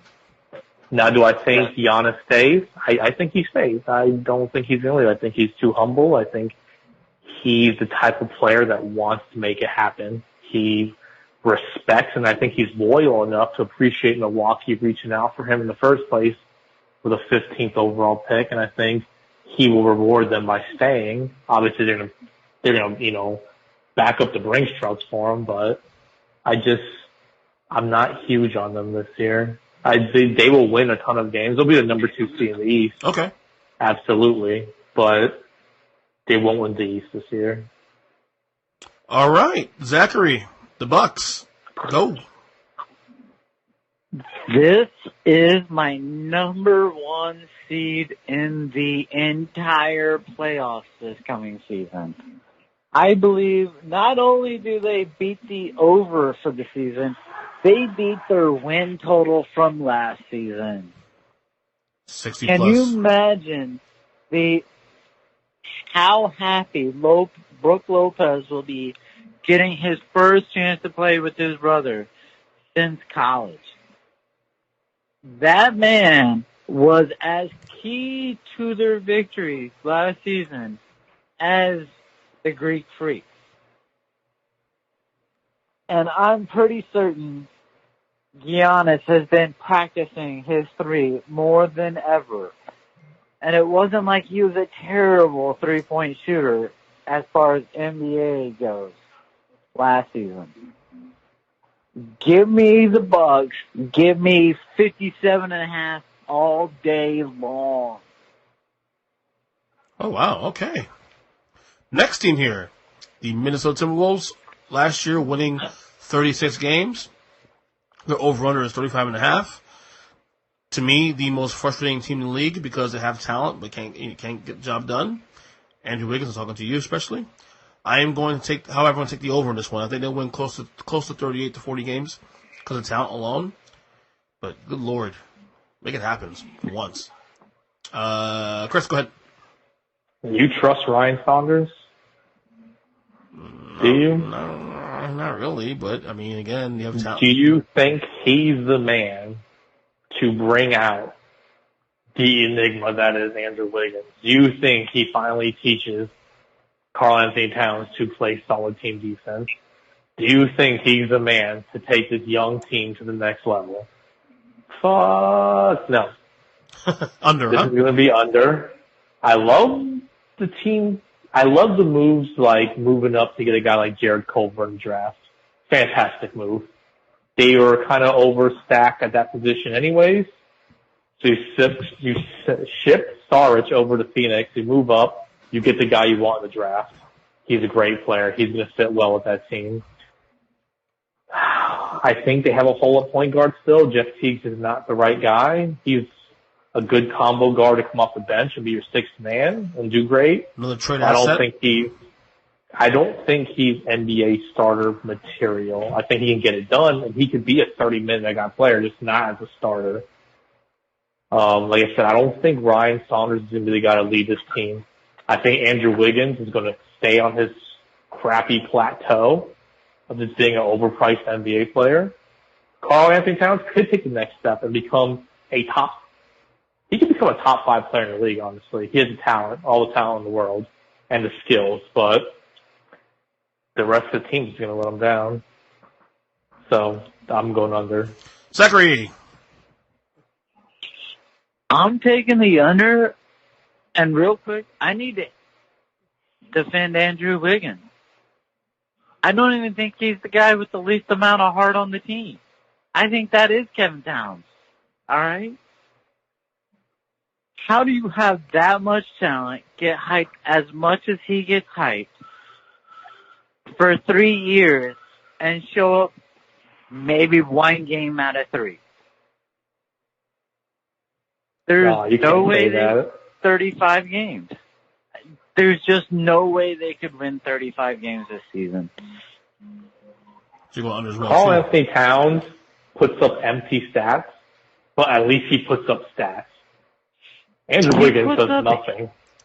He puts up empty stats because he cares about putting up stats. He doesn't care about winning. He's a guy that can get his. He is essentially the new Kevin Love in Minnesota. He's going to get his, but the rest of the team is just not going to get better because of it. But he's a fantastic player, and I just think he needs a coach to take him to the next level. And Ryan Saunders ain't it. But I don't think he's a bad player by any means. So Andrew Wiggins is making $27 million, and he's a fringe starter in the NBA at this point. Kris, you are down on Kevin Love. You said he's overrated for his career. Yet Carl Anthony Towns has never done what he has done. All right. I mean, what do you mean? Did you see a stat line from that last year? Yeah, can we compare stat lines from both of them in Minnesota not winning any games? I'll take Kevin Love all day, every day. If you see the efficiency that Carl Towns is putting up, I mean, stats don't lie. He's definitely putting it all together. Oh, but you go ahead the under, though, on this one, right? Yes. All right. Here we go. Probably one of the most interesting teams in the league this year, and definitely a candidate top 5 league pass team. That is, of course, the New Orleans Pelicans. Last year, they won. Hold on, let me adjust it quick, because I'm lost on the list here. Yeah, last year they won 33 games. Their over-under this year is 39.5. Of course, they got number 1 pick in the draft, Zion Williamson. They also picked up the big trade with Anthony Davis, and they got back Lonzo Ball. Who was the guy? Lonzo Ball, Brandon Ingram. Anybody else? Josh Hart. Josh Hart, right? And of course JJ Redick as well too in free agency. I am really, really, part of me wants to take the underness on this, but I don't know. A lot of talent here. I think that they could win 40 games at least, though. They may miss the playoffs too, but I think they can win at least 40 games. So I'm going to go over slightly. I think everyone wants to go over on this team. Yeah. Because they feel all these young kids can take the next step. They hit 2 home runs in the draft, I feel like. And I meant besides Zion, obviously, with Alexander Walker and kid from Texas, 5. I think Jackson Hayes, I think they really did well this year, but they're too young. And even with a good guy like Alvin Gentry and picking up like a vet like Derek Favors to kind of try to show these guys the ropes, I don't see them winning that many games in the West. I go under, but they'll be super fun. We will see if Lonzo Ball is a starter in the league. We will see if Brandon Ingram is actually more than just a starter in the league. Huh? Those 2 guys will be the key to the success of the team, but I also think Zion's super overhyped, and I don't think he's going to live up to the expectations that they put on him. All right. Zachary, the Pelicans, what you doing? I'm taking the over. I believe the key, first off, to this entire team winning 40 games will be JJ Redick. Okay. My one concern with Zion not winning Rookie of the Year is just the simple fact that you'll see Jay Morant have 9.5 to 10 assists a game and put up 25+ points. So I think Zion loses the Rookie of the Year just by stat numbers. But when it comes to a team efficiency, I think this team looks incredible. this season. I believe they go 500. They might win 41 on the season. If Lonzo can just play to his potential in just his rookie year, they're solid across the board. So we all agree that they're not a playoff team, but they can be a team that can flirt with the 8th spot if they get some breaks. I don't think. You don't think so, but I think it's possible. 41 wins. We'll see what happens there. All right, here we go. The New York Knicks last season winning. Actually, I said Cleveland was worst team in the league last year. No, it was actually the Knicks. They won 17 games last season. Struck out on Kevin Durant. Struck out on every free agent possible. And struck out on the draft in Zion. Their number this year, however, is 26.5. I am still going to go under on the Knicks. RJ Barrett is not going to win you 10 more games next year. Sorry, ain't happening. Yeah. So I'm going under on that one. And we'll see what happens to the Knicks going forward to get free agents down the road. But this team's a mess, man. Kris? This is probably the third worst team in the league. They are awful. I think David Fizdale is not going to be able to put together the right combinations of this roster. I don't think the roster is as horrible as people think, but they're stacked at the same positions all over the place with mediocrity. And that is just going to create so many issues. And I think this is where the team falls apart. Who's going to be the leader, bring the ball to court? Is it going to be Dennis Smith? Is it going to be Alfred Payton? Is it going to be Frank I don't even know how the hell to say his name. But, I mean, he came off and looked great for France this year, beating up on the U.S. national team. But I just don't think he's going to put the lineups together to make this team gel properly. They have a bunch of power forwards. Literally every free agent played the same position. Taj Gibson, Bobby Portis, Julius Randle. They all play the same position. And looking at the preseason lineup tinkering he's done, he's definitely going to stunt the growth of Mitchell Robinson, who's been one of the more consistent guys in the team. I mean, granted, he has his young big man growing pains, but he shows up. So I just don't see being able to put together a combination that's going to make things work. If he knew what to do, if Fizdale knew what to do, but I think the pressure's going to be too big for him. I don't think his skin is thick enough to last in New York. I think the team's going to implode. Zachary? I am clearly the lone wolf here because I believe they win. I believe they cover the over at 26.5. All right. Wow. I love their acquisition. I love seeing Julius Randle. I think this kid is a future star in the league. And you put him on the New York stage with 25-plus points a game because he will lead this team in scoring. He will become a face of the NBA. And like Kris said, Frank, however you pronounce his name, Nicoloni. Clean it. I don't know. Okay, so no one knows how to pronounce his last name. Franken. All right. He showed he has grown over the off season. You put him in with Bobby Portis. You put him in with their two rookies. This is the 1 year where the Knicks exceed expectations. Now, no, they're not a playoff team, but 26.5 is just too low for this kind of roster, especially in this conference. Frank Ntilikina. Oh, look who went to WebMD. Frank Ntilikina. I think the N is silent, I believe. So, all right. Next team here, rather. The Oklahoma City Thunder. Last year won 49 games. Got bounced in the first round of the playoffs by the Blazers. The over-under this year is 13.5. Of course, they lost Russell Westbrook. They lost Paul George to get Chris Paul. They are now rebuilding. They have 45 draft picks in the next 6 years, something like that. I am taking the under on the Thunder, obviously, because of the fact that number one, they're playing the West. Number two, how long Chris Paul will be in that team this year, we don't know. A lot of question marks.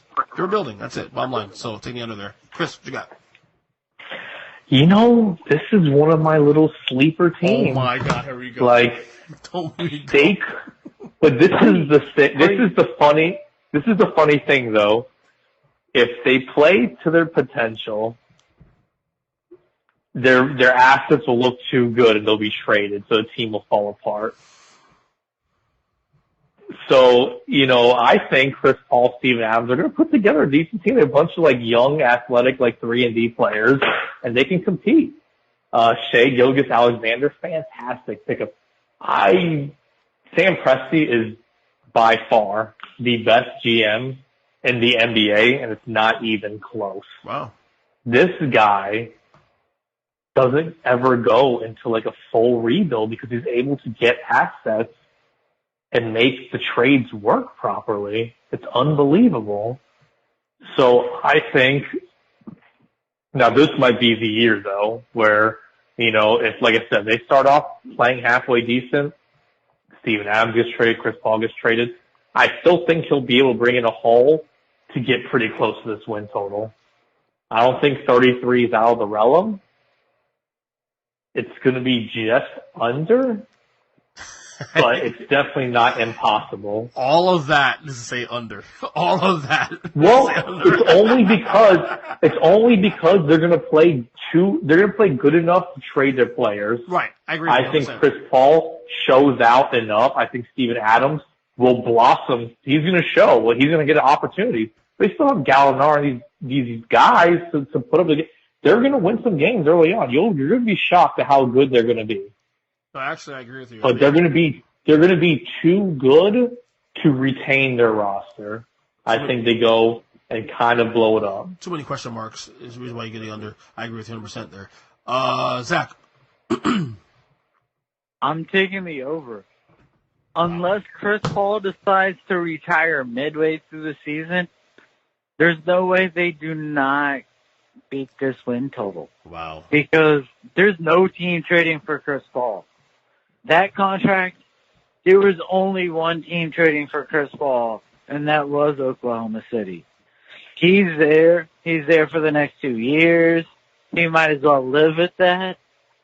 And once you start looking around at that roster, it's a decent roster.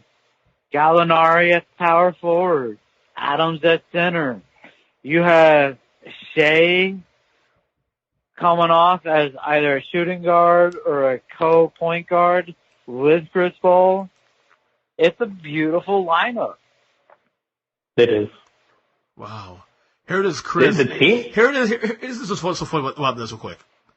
Here is Kris making the case for the over, but takes the under, and Zack just swoops right in and says, well, fuck it, I'm going the over. That's it. Boom. Well, yeah, because you guys are assuming Chris Paul gets traded, yet, you know what? Oklahoma City spent the last 3 months trying to trade him, and no one would take him.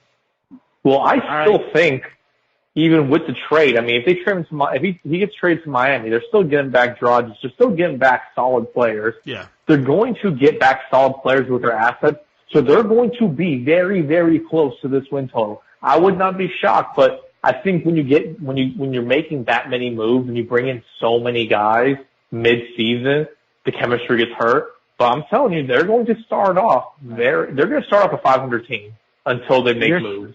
Kris, you're sounding like Ernest. There's no way in hell that Pat Riley trades for him. All right, there's just no way. That contract is too big. I will say for the next 2 years. Don't bet against that, man. Pat Riley is known for taking deteriorated assets and making his own, regardless of the money. Be very careful with that. Really? He deteriorating or aging? Same thing. Because this guy's got to take a walker to get onto the court. I'm not for it, Zach. I'm just telling you, Pat Riley has a knack for doing that kind of shit. That's all I'm saying. I'm sorry, Pat Riley is the smartest guy I've seen in a long time in the NBA. He's just a little outdated. Right? There's 3 to 4 other guys that compete with him. He would never make that kind of mistake. He better in a not. trade. He better not. I agree with you. I'm on your side in this argument. I'm just saying that Pat Riley sometimes does things like this. Like, what the fuck are you doing? But okay. All right. Anyway, that's the next team here. Zachary, it's your team, the Orlando Magic, who made the playoffs for the first time in like 45 years last year. Last year, winning 42 games. It was 6 with Dwight Howard, so shut up. I was joking, buddy. 42 wins last year for the Magic. The over-under number this year is 41.5. Zachary, I am taking the under, the slight under, though. I think they'll be a 500 team this year. And probably still a playoff team at that. Because I agree with Kris. There'll be at least 2 teams who might make the playoffs under 500. Something under Orlando. Again, a team every year. Lots of talent. And last year they put together to some degree. Could do it again this year. We'll see. Kris, what you got? I like Steve Clifford as a coach. I thought Frank Vogel was going to work out just fine, but that shit didn't work. No. I think this whole season, no lie, I know you're going to laugh, comes down to, like, Markelle Fultz. Yeah. Like, if he balls out as, like, holy shit, this is why this kid went number 1 overall for a reason, I would not be shocked if they hit this over. The problem with Orlando is they've had all this talent, and they've always, like, stacked up the talent on top of each other. Like, your best player is your center, and you draft another center top 5, and then on top of that, you give your aging center the big contract. So it's like, well, what are you doing there? And you got a guy like Aaron Gordon, who's too inconsistent. Can he be a consistent go-to scorer along with Vucevic to make that front court insane? Then you stack a guy like, Al-Farouq Aminu in there. What's really his role in the whole deal? Jonathan Isaac, what is he going to become? I love the draft pick. Okiki's fantastic. He's going to be out for pretty much the entire year, though, so you're not even going to worry about him. But I just don't see how the team stacks up. Like, is Fournier going to come and play good again? But if he does, does it keep Terrence Ross on the bench, who's probably their best shooter? Like, the team is it's constructed bad. The team's constructed bad, and I think it's just going to prevent them from ever breaking through. So, could they hit it? Yes. Are they going to hit it? Probably not. But I think they're going to go under. Zachary, your Magic. What'd you like? All right. So, before I tell you which way I'm going to go, Kris, you're right. I've been telling this to Ernest for like the last 2 years. How do you draft a center for 4 straight years? How do you draft a power forward for 4 straight years? Somehow or another, the Magic have thought that, hey, that's a brilliant idea. And we have been left with absolutely nothing. We had Nikolai Vucevic, who was an all-star center, and we were like, hey, he was great as a rookie. Let's start drafting his replacement. Our GMs over the last 5 years have been total garbage. But thankfully, we play in the Eastern Conference. And when you have teams like Charlotte and Chicago, and to a lesser degree, in my belief, Brooklyn this year, I believe that we will cover this over. And not only cover it, but make the playoffs again. Definitely doing the playoff part. I will say that. So, there's that. Okay, here we go. The Philadelphia 76ers, last year winning 51 games. Of course, lose Jimmy Butler. And they re-signed Tobias Harris. To me, the most talented starting five probably in the Eastern Conference, maybe in the league altogether. No! Oh, Utah? Is it Utah? No. Who is it? Don't even worry about that. Just keep going. Okay. Over-under is 54.5. I am going to take, obviously, the over in this one. I'm sorry, I took the under this one. I apologize. I took the under this one.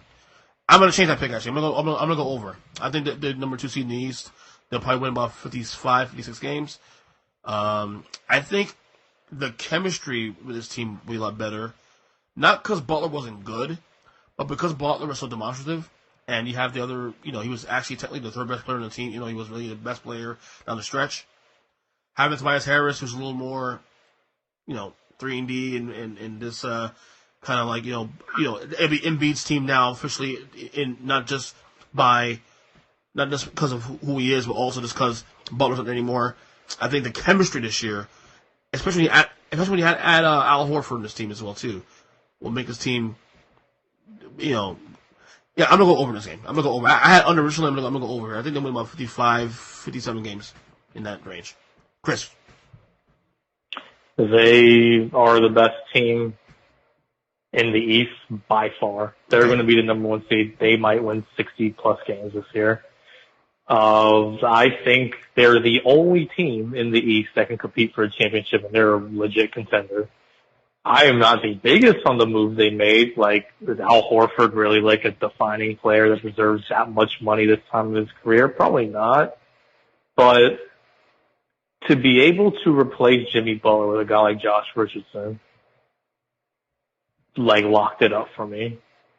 And the way you see Ben Simmons come out this year, and he looks like he wants to. I mean, they say, he fell in love with the game again. He looks fantastic. Joel Embiid can play 60 games. I think they still win 60 games this year. They're that good. And the East is that bad. They're going to feast. Now, they did lose some, losing guys like TJ McConnell and stuff's going to hurt. A little bit. But their bench is good enough to keep them afloat. But this team is going to be unbelievable. I think they're going to win 60 games. Okay, here's the thing. I actually agree with you. I think they could win 60-plus games this year. That's all hinging on Embiid and how much games he plays this year also, too. They're definitely a top 2 team in the East. No problem, don't worry about that. If Embiid plays 70-plus this year, I'm with you on the number 1 seed at 60-plus. Definitely. So, there's that. Zack. Yeah, first off, what are y'all smoking? Because it's not even weed. Good Lord, are y'all on track right now? Wow, they're gonna win. There's a chance they could win 60? Yeah. Give me a break. They don't even have a 3-point shooter on their team. Oh my God. Ben Simmons finally made a 3 overseas. Wow. Their whole roster has changed now. You no longer have to plug the middle of the floor. This is the worst lineup I see out of a top 4 team in either conference. When you rely on your center to be your best 3-point shooter, you don't have a shooter on your team. I don't think they win 50 games. Jay Rich shot 36% last year. Who? What was that? Josh Richardson shot 36% last year on a team in Miami where he had to shoot off the dribble. This year he's going to have wide open looks. Al Horford can still stretch the floor. Embiid can still stretch the floor. Tobias Harris can still stretch the floor. All those guys shoot over 35% from 3. All right. They're going to be just fine. Horford essentially stretches it to a mid-range game at this point in his career. All right. Embiid is the streakiest guy there is in the NBA. He can either make 3 out of 8 or he can miss 9 out of 10. All right. That's how streaky he is. You gave up TJ McConnell. You got rid of JJ Redick. You do not have a shooter on the 76ers. And you're talking about how they're the number 2 seed? No, they're a 5 seed at best. This lineup, all you have to do on defense is swarm to the middle of the court. And they won't do anything. they were not looking to stretch the floor. They were looking to say, hey, we have a great bunch of young talent. And that's where they're at. Wait, so you're taking the under this on this, Zach? Oh, yes. Wow. Give me the under every day, all day. This is probably the quirkiest bet you've made in your life, but whatever. Okay. Quirkiest? Weird. Under. Did you not hear my Brooklyn pick earlier where they don't even make the playoffs? That's not too far-fetched. We have a lot of the under there. It's not too far-fetched. Yeah. I'm right on both of these, and you guys need to rethink your pick on this 76ers. Okay. Well, let's let the season play out, and we'll see. Okay, next team here, the Phoenix Suns. Last year won 19 games. The over-under this year is 29.5. I went under on this one. I do think they'll be competitive this year, though. I think they have some moments. But again, Western Conference, growing pains, all that. It's still about 2 years away from being a playoff team, maybe. And things worked out. I do love Devin Booker, though.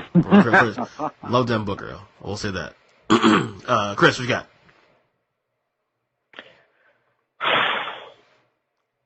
Your boy, James Jones.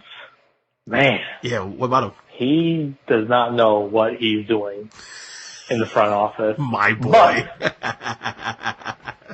But they filled a couple holes, and they weren't bad. Like, if Frank the Tank could come in there and play the stretch four like he could with DeAndre Ayton, that's not a bad move. You pick up a guy like Dario Saric as well, and like you have a bunch of stretch dudes to give DeAndre Ayton the freedom he needs.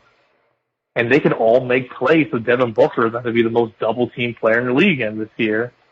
Mikal Bridges, great trade to get him out of Villanova. They've been the most unstable franchise for years. But if somehow James Jones, his trades have been very suspect, but if he and Monty Williams, who he handpicked to come in, can really get on the same page, this team can be there in about maybe 1 year. They're 1 year away from being a playoff team in the West somehow. So all those moves gotta work. Cause like that Cam Johnson draft pick was ugh. Tyler Johnson's big bloated contract is ugh. But somehow, if Kelly Oubre steps up and Ricky Rubio somehow turns out to be the playmaker they need, they could really get close to that 30 win total. I really believe that. I'm gonna go over. I think they're gonna hit like 31. I really do. I think they're gonna hit like 31 wins. By the way, they're also one of my fringe League Pass teams this year too to watch. I love Booker, like I said. Zach. Alright, so you know how I love to make bold picks, as I just explained with my last one. I'm with Kris. I have to take the over with the veteran free agents they brought in. I am down on Booker. I think Booker is an overrated young player in this league. He cannot shoot. Now, maybe it's because he's forced to shoot so much, but I just do not believe he is one of the better players in this league. But when you put in Ricky Rubio to give him open passes and drive to the hoop, I think it really makes a difference. I think Atoyin, is that how you pronounce the center's name? The rookie from last year? I think he makes a huge step in this game and goes probably to 24 points a game and 12 rebounds. Wow. Yeah. DeAndre Ayton's that good. Yeah, I'm not the best at pronouncing names, but I really believe he makes a huge leap with Ricky Rubio there. And with Rubio there, they kind of changed the format of their offense, and it makes a huge difference. sliding Well, Devin Booker to a shooting guard to try and play more of a Klay Thompson role is the best thing for him. Essentially, Phoenix was the Magic of the West, where they were just piling on the same positions over and over again. Yeah. And the one thing James Jones did was kind of purge the team of, like, duplicate players. The only issue is he gave up assets to do that, which is ridiculous. When you're you can't be a bad team and give up assets when you're bad already. But the team doesn't have a bunch of the same players now. They can actually fill a lineup up and not just be like a bunch of the same position players over and over again. The composition of the team looks better now. But, like I said, let's see if all these moves they made kind of hamstrings them coming up. But I like the team. I don't think they're as far away as people really believe. Okay. I'm with you too. Like you, Ernest. No. I said I went under, but slightly under. I said they'd be competitive. I think they win like 27 games this year. So there you go. All right, next team. Bullshit. You thought they were winning 17 until we talked. No. No. I just don't disagree with that. I like the roster a lot too. I love Booker. So, but I think they played the West. Anyway, 6 more teams to go. 1, 2, 3. Okay, 6 more teams to go. All right, next team here, the Portland Trail Blazers. Last year, winning 3 games. Made it to the Western Conference Finals last year before getting swept by the Warriors. The over-under this year is 46.5. They acquired Hassan Whiteside by a trade. I am going to go over on the Blazers. I think this team could be one of the top 2 or 3 seeds in the West this year. I think they're like Denver in a sense where they can stack up some wins against teams that are trying to melt, just kind of pack it in for the season until the playoffs, like the Clippers and Lakers and all that. So I think they'll win about 53, 54 games like last year. And I think Damian Lillard might be a serious MVP candidate next year as well, too. So, there you go. Blazers over. Kris. You're wrong. They've got cancerous players now. I think they're going to stagnate. And I think the way you'll start to hear the rumblings of this team once they learn that the Clippers have surpassed them, the Lakers have surpassed them, Denver already surpassed them, even though they lost some of the playoffs. It's just they're going to realize their place in this Western Conference very fast. And guys like Rod Hood, guys like Hassan Whiteside, they don't play winning ball. And they're relying on them to be like decent players. A lot of guys like the... As I will say, Kris, it is a contract year for Whiteside, so if there's any chance for him to make money beyond this year, this is the year to do it. But this is also impending. He has a guy right behind him that's injured that's better than him, and they know it's their man. Like, Yusuf Nurkic is their man. They're going to go to him as soon as he comes back. So with that lingering there, like, I don't see him being motivated. Like, you would think it would motivate someone to play better. It's not. He's just that enigmatic. And the rest of their team, like, I feel like they lost a lot in the wing department.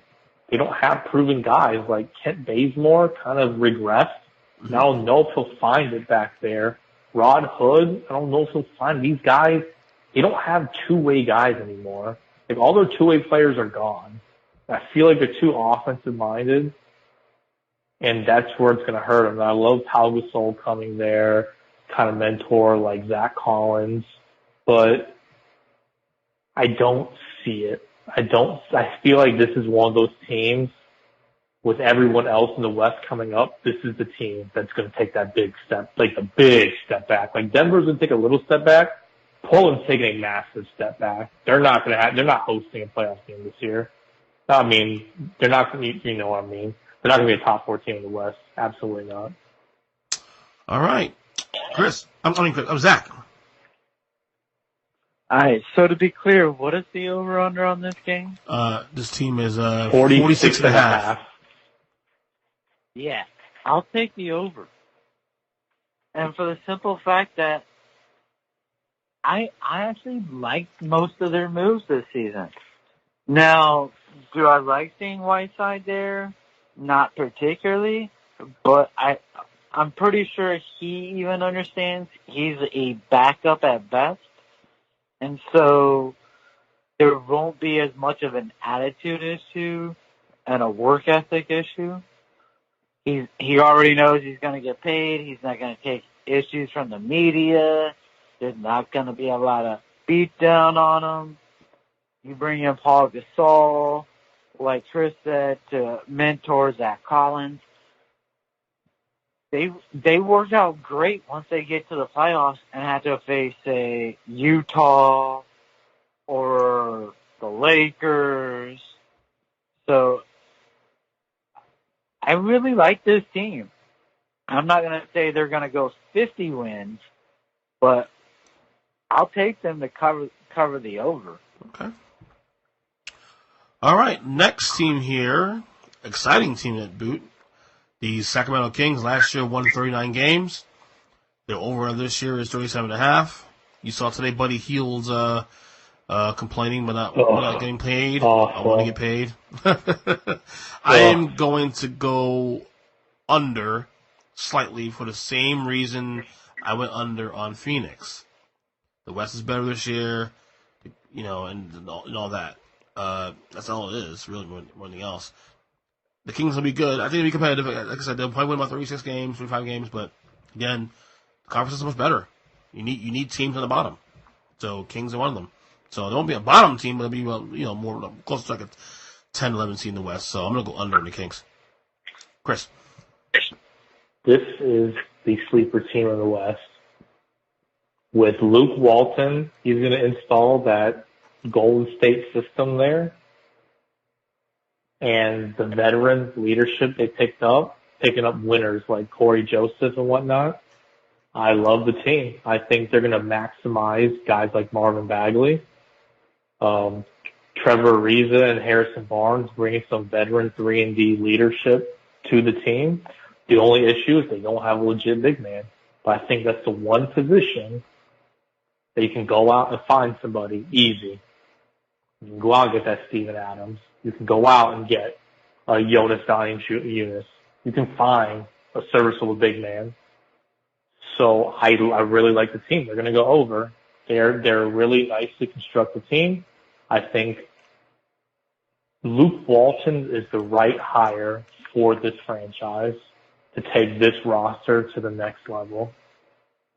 They'll be a bottom seed in the West, and I think they'll be contending for a bottom seed in the West. Absolutely. Zachary. This is my 8th seed. Ooh. Yes, They make the playoffs this year. And as Kris said, you bring in Luke Walton and you open up the system for guys to shoot and spread. You spread open the offense. I get Buddy Giles saying, you know what, $90 million isn't enough for me. He's gonna crush it this year. He's gonna be able to shoot probably 9 to 10 threes, and he'll probably average 25 points a game. And as far as it goes down low, they have 5 guys 6'10" or over.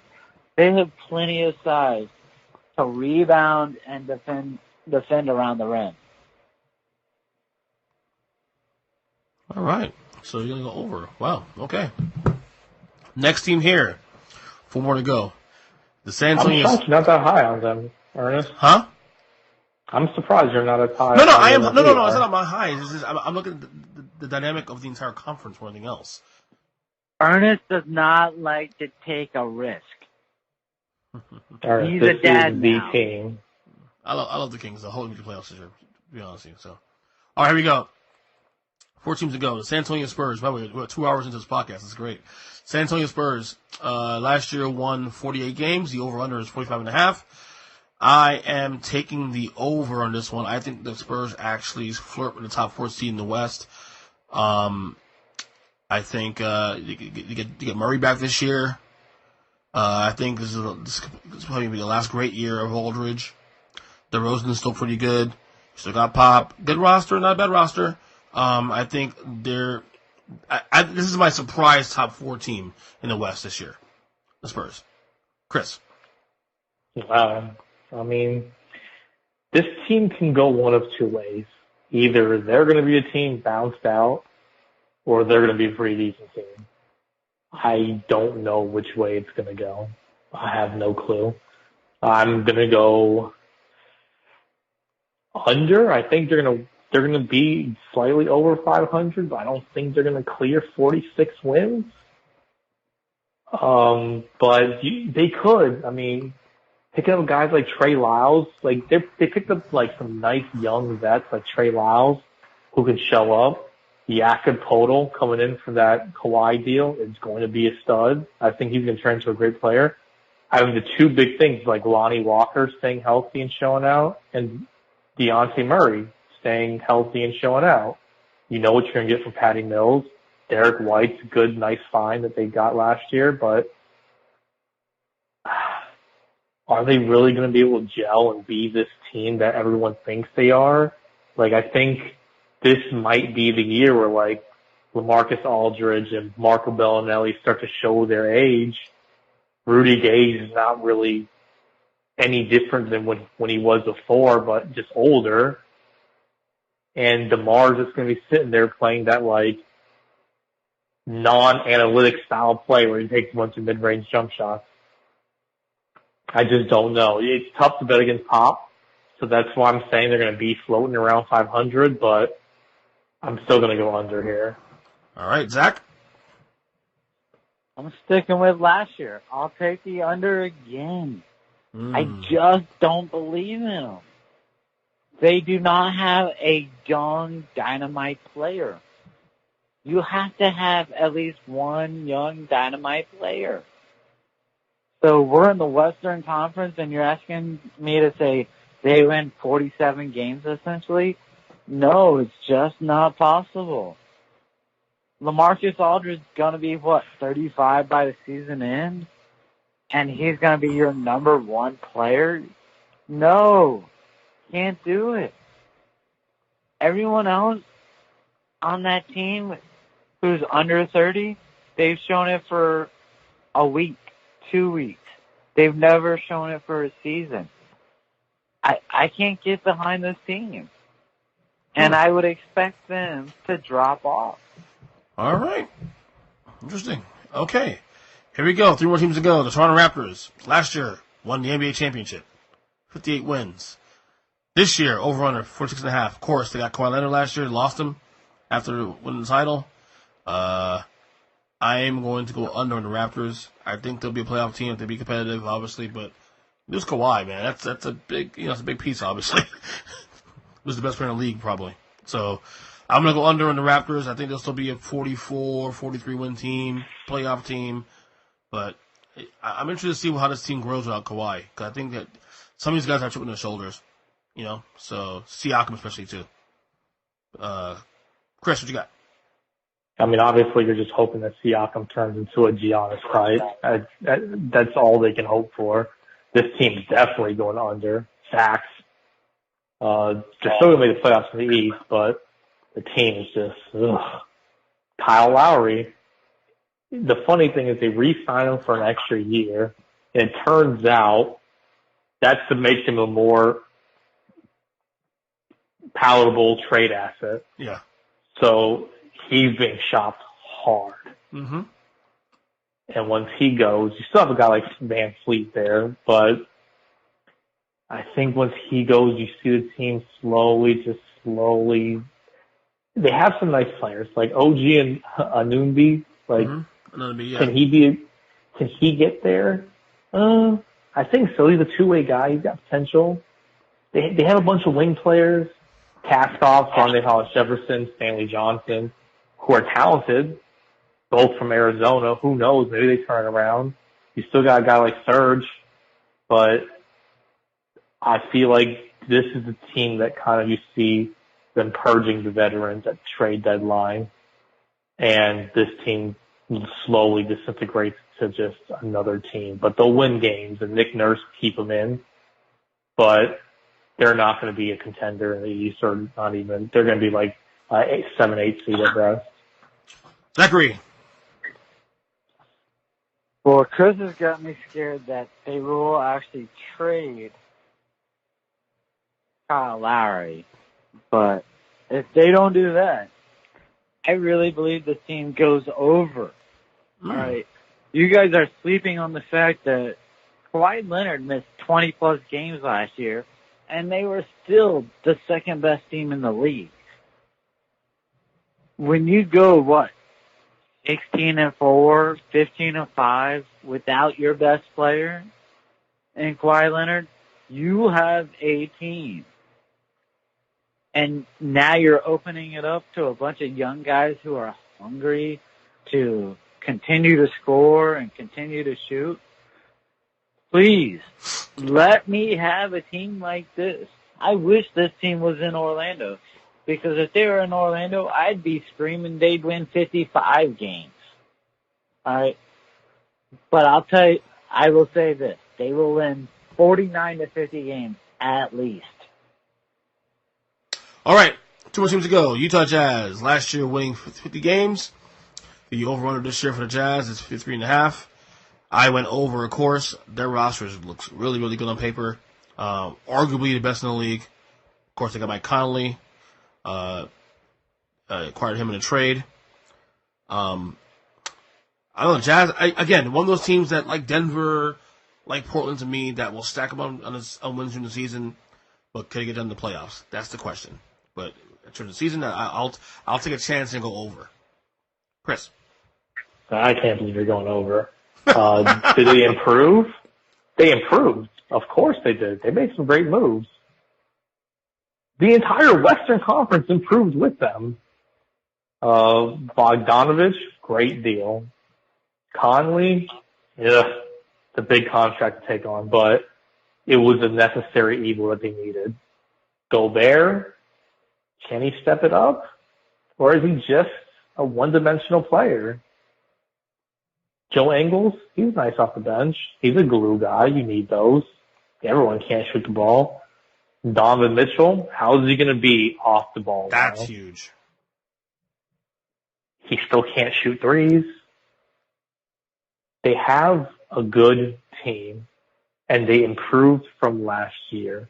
But with the way the rest of the conference improved, they're going to be like that fringe 50-win team. They'll probably win 50 again, but just 50. So I'm going under. Zachary. Oh, I'm taking the under. I think this team is completely fucked from how the rest of the West improved. When you look at the top 4 seeds with the Lakers, the Clippers, Portland, maybe Denver, they don't even compare. One, I think Devin Mitchell's overrated. 2, I think Mike Conley's entire career has been overrated, and now he's old and will not help. I just do not see it for the Utah Jazz. They will be lucky to sneak into the playoffs this season. All right, and finally, the last team here of our over-unders, over 2-hour marathon here. The Washington Wizards, last year winning 32 games. Of course, John Wall got hurt last year. Most of the season, he missed all this year as well, too. Bradley Beal also got an extension today. The over-unders, of course, of the Wizards is 27.5 wins. I'm actually going over on this one. I wanted to go under, but I was like, I'm going to go over this one. I think they'll win at least 30 games this year. It's the Eastern Conference. Come on now. Kris, what you got? Yeah, I'm all in. I think they're going to win more than 27.5 games, that's for sure. Mm-hmm. The team's not horrible. I think Isaiah Thomas can revive his career. I think he can come in low expectations. Big shoes to fill. They don't really have a gunner off the bench, a guy to play next to Bradley Beal to take some of the pressure off of him. Scotty Brooks, I feel like he's a pretty good coach. Not terrible. Solid. They have some young talent there. Can Hachimura step up? Who knows? I think he can. I'm banking on it. That's what I'm going over. Because I think he's going to be a legit Rookie of the Year, candidate. So I think they go over. I think they're solid enough. The team knows their roles. Their roster's really rough, but I think even without John Wall, they can put together in this weak East a team to compete. So I go over. Could they flirt with an 8 seed? Anyone can in the East, honest to God. Okay. Any team in the East can. Okay. Zachary, do you agree with us here? Okay. I must be hallucinating off of alcohol at this point. You probably are. Did I just hear you guys just talk about they could compete for an 8 seed? No, I asked him a question. I didn't say they could. I just asked him if they could. He said anybody in the East could. Yeah. Okay. The best they can do is compete for the second worst record and not have the absolute worst record. This is where you know the owner was a good human being. That owner signed Bill to a 2-year deal at a max amount so that in case he gets hurt, after he gets traded this season, he still gets some money. All right, there's no way they even win 20 games this season. Oh, my God, really? Yes, there is only one team worse than them, and it is Charlotte. All right, that's it. There's no competition other than Washington and Charlotte for the number 1 pick in this upcoming draft. Anyone who thinks that is delusional. So, obviously, you're taking the under in this one. Obviously. Obviously. And I want you guys to rethink your pick. There's no way Bradley Beal stays with this team for the full season. That contract was meant to be traded. Bring him to Miami. It'd be great. Okay, they're winning 30 games Miami. this year. And what do you get from Miami? Guys that don't know how to win. Just as Winslow. So they're still going to lose.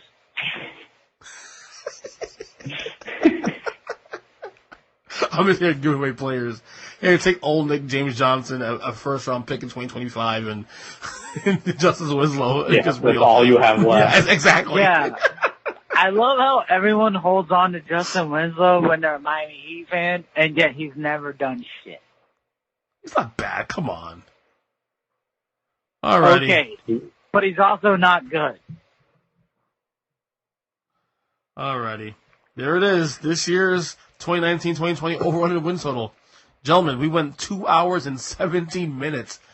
This is by far the longest podcast I've done in quite a long time. So, Kris, thank you as always for coming on the pod. We're having it on soon, definitely. And Zachary. One last thing. I hope this is the year that the NBA reseeds the entire conferences, because there's not going to be 5 worthy teams in the East to go to the playoffs. So I hope and pray they do something to fix the imbalance between the two conferences, because right now it's absurd, and Adam Silver's definitely going to have to do something after you see the records this year. Well, here's what we'll do. Sometime in February, on the All-Star break, we'll check in and see where we're at, where our over-unders, and see how these teams are performing at that point. And debate all that, of course. So, since we're on a shout-out, I would like to say congratulations to the top 5 picks in the NFL draft this coming year. The Giants, the Redskins, and the Bengals. I think we're going to do great this NFL draft. Wait, you think the Giants have to be in top 5? Yes, come on now. Okay. I hope so. Just because I want some, use another yeah. The way you asked that was like you weren't even dignified to be in the top 5. Yeah, Ernie's got hope. Daniel Jones can take him to the promised land this year. Promised land is winning 6 or 7 games. I'm happy. I mean, that's how you become the Dolphins. That's true. You know what I think is the funniest thing ever? What's that? Is they called this past Dolphins game the Tank Bowl. I would not be shocked if Cincinnati and Dolphins go in 0-14 apiece No. in that Week 16. No. You say that. You know what? You know why? Oh, yeah. I picked. You say No. that. I picked the Bengals to win this weekend, so no. You are out of your mind. Ernest, just listen to your friend Kris. He knows a lot more than you. Like, people have these hopes that, like, Zack Taylor's going to come. He's a first-time NFL coach. He's definitely going to strive to win a game. Like, I thought they put the kiss of death on A.J. Green when they said, we're definitely not going to trade him, which means we're definitely going to trade him as soon as we activate him. As much as I wouldn't want that to happen, I just feel like this team is going to be tanking for 2-1 no time. By the way, you guys get a chance to go to sleep tonight, check out Deadspin. They just put a piece on Joe Flacco, how bad he was tonight. Basically, the title says everyone was sick of Joe Flacco's bullshit. That's the title of the article. Deadspin has no chill. Anyway, Zach, Kris, thank you as always. We will talk soon always. Again, I need to go to sleep now. I am tired. See ya. Wah. Later. Later, guys.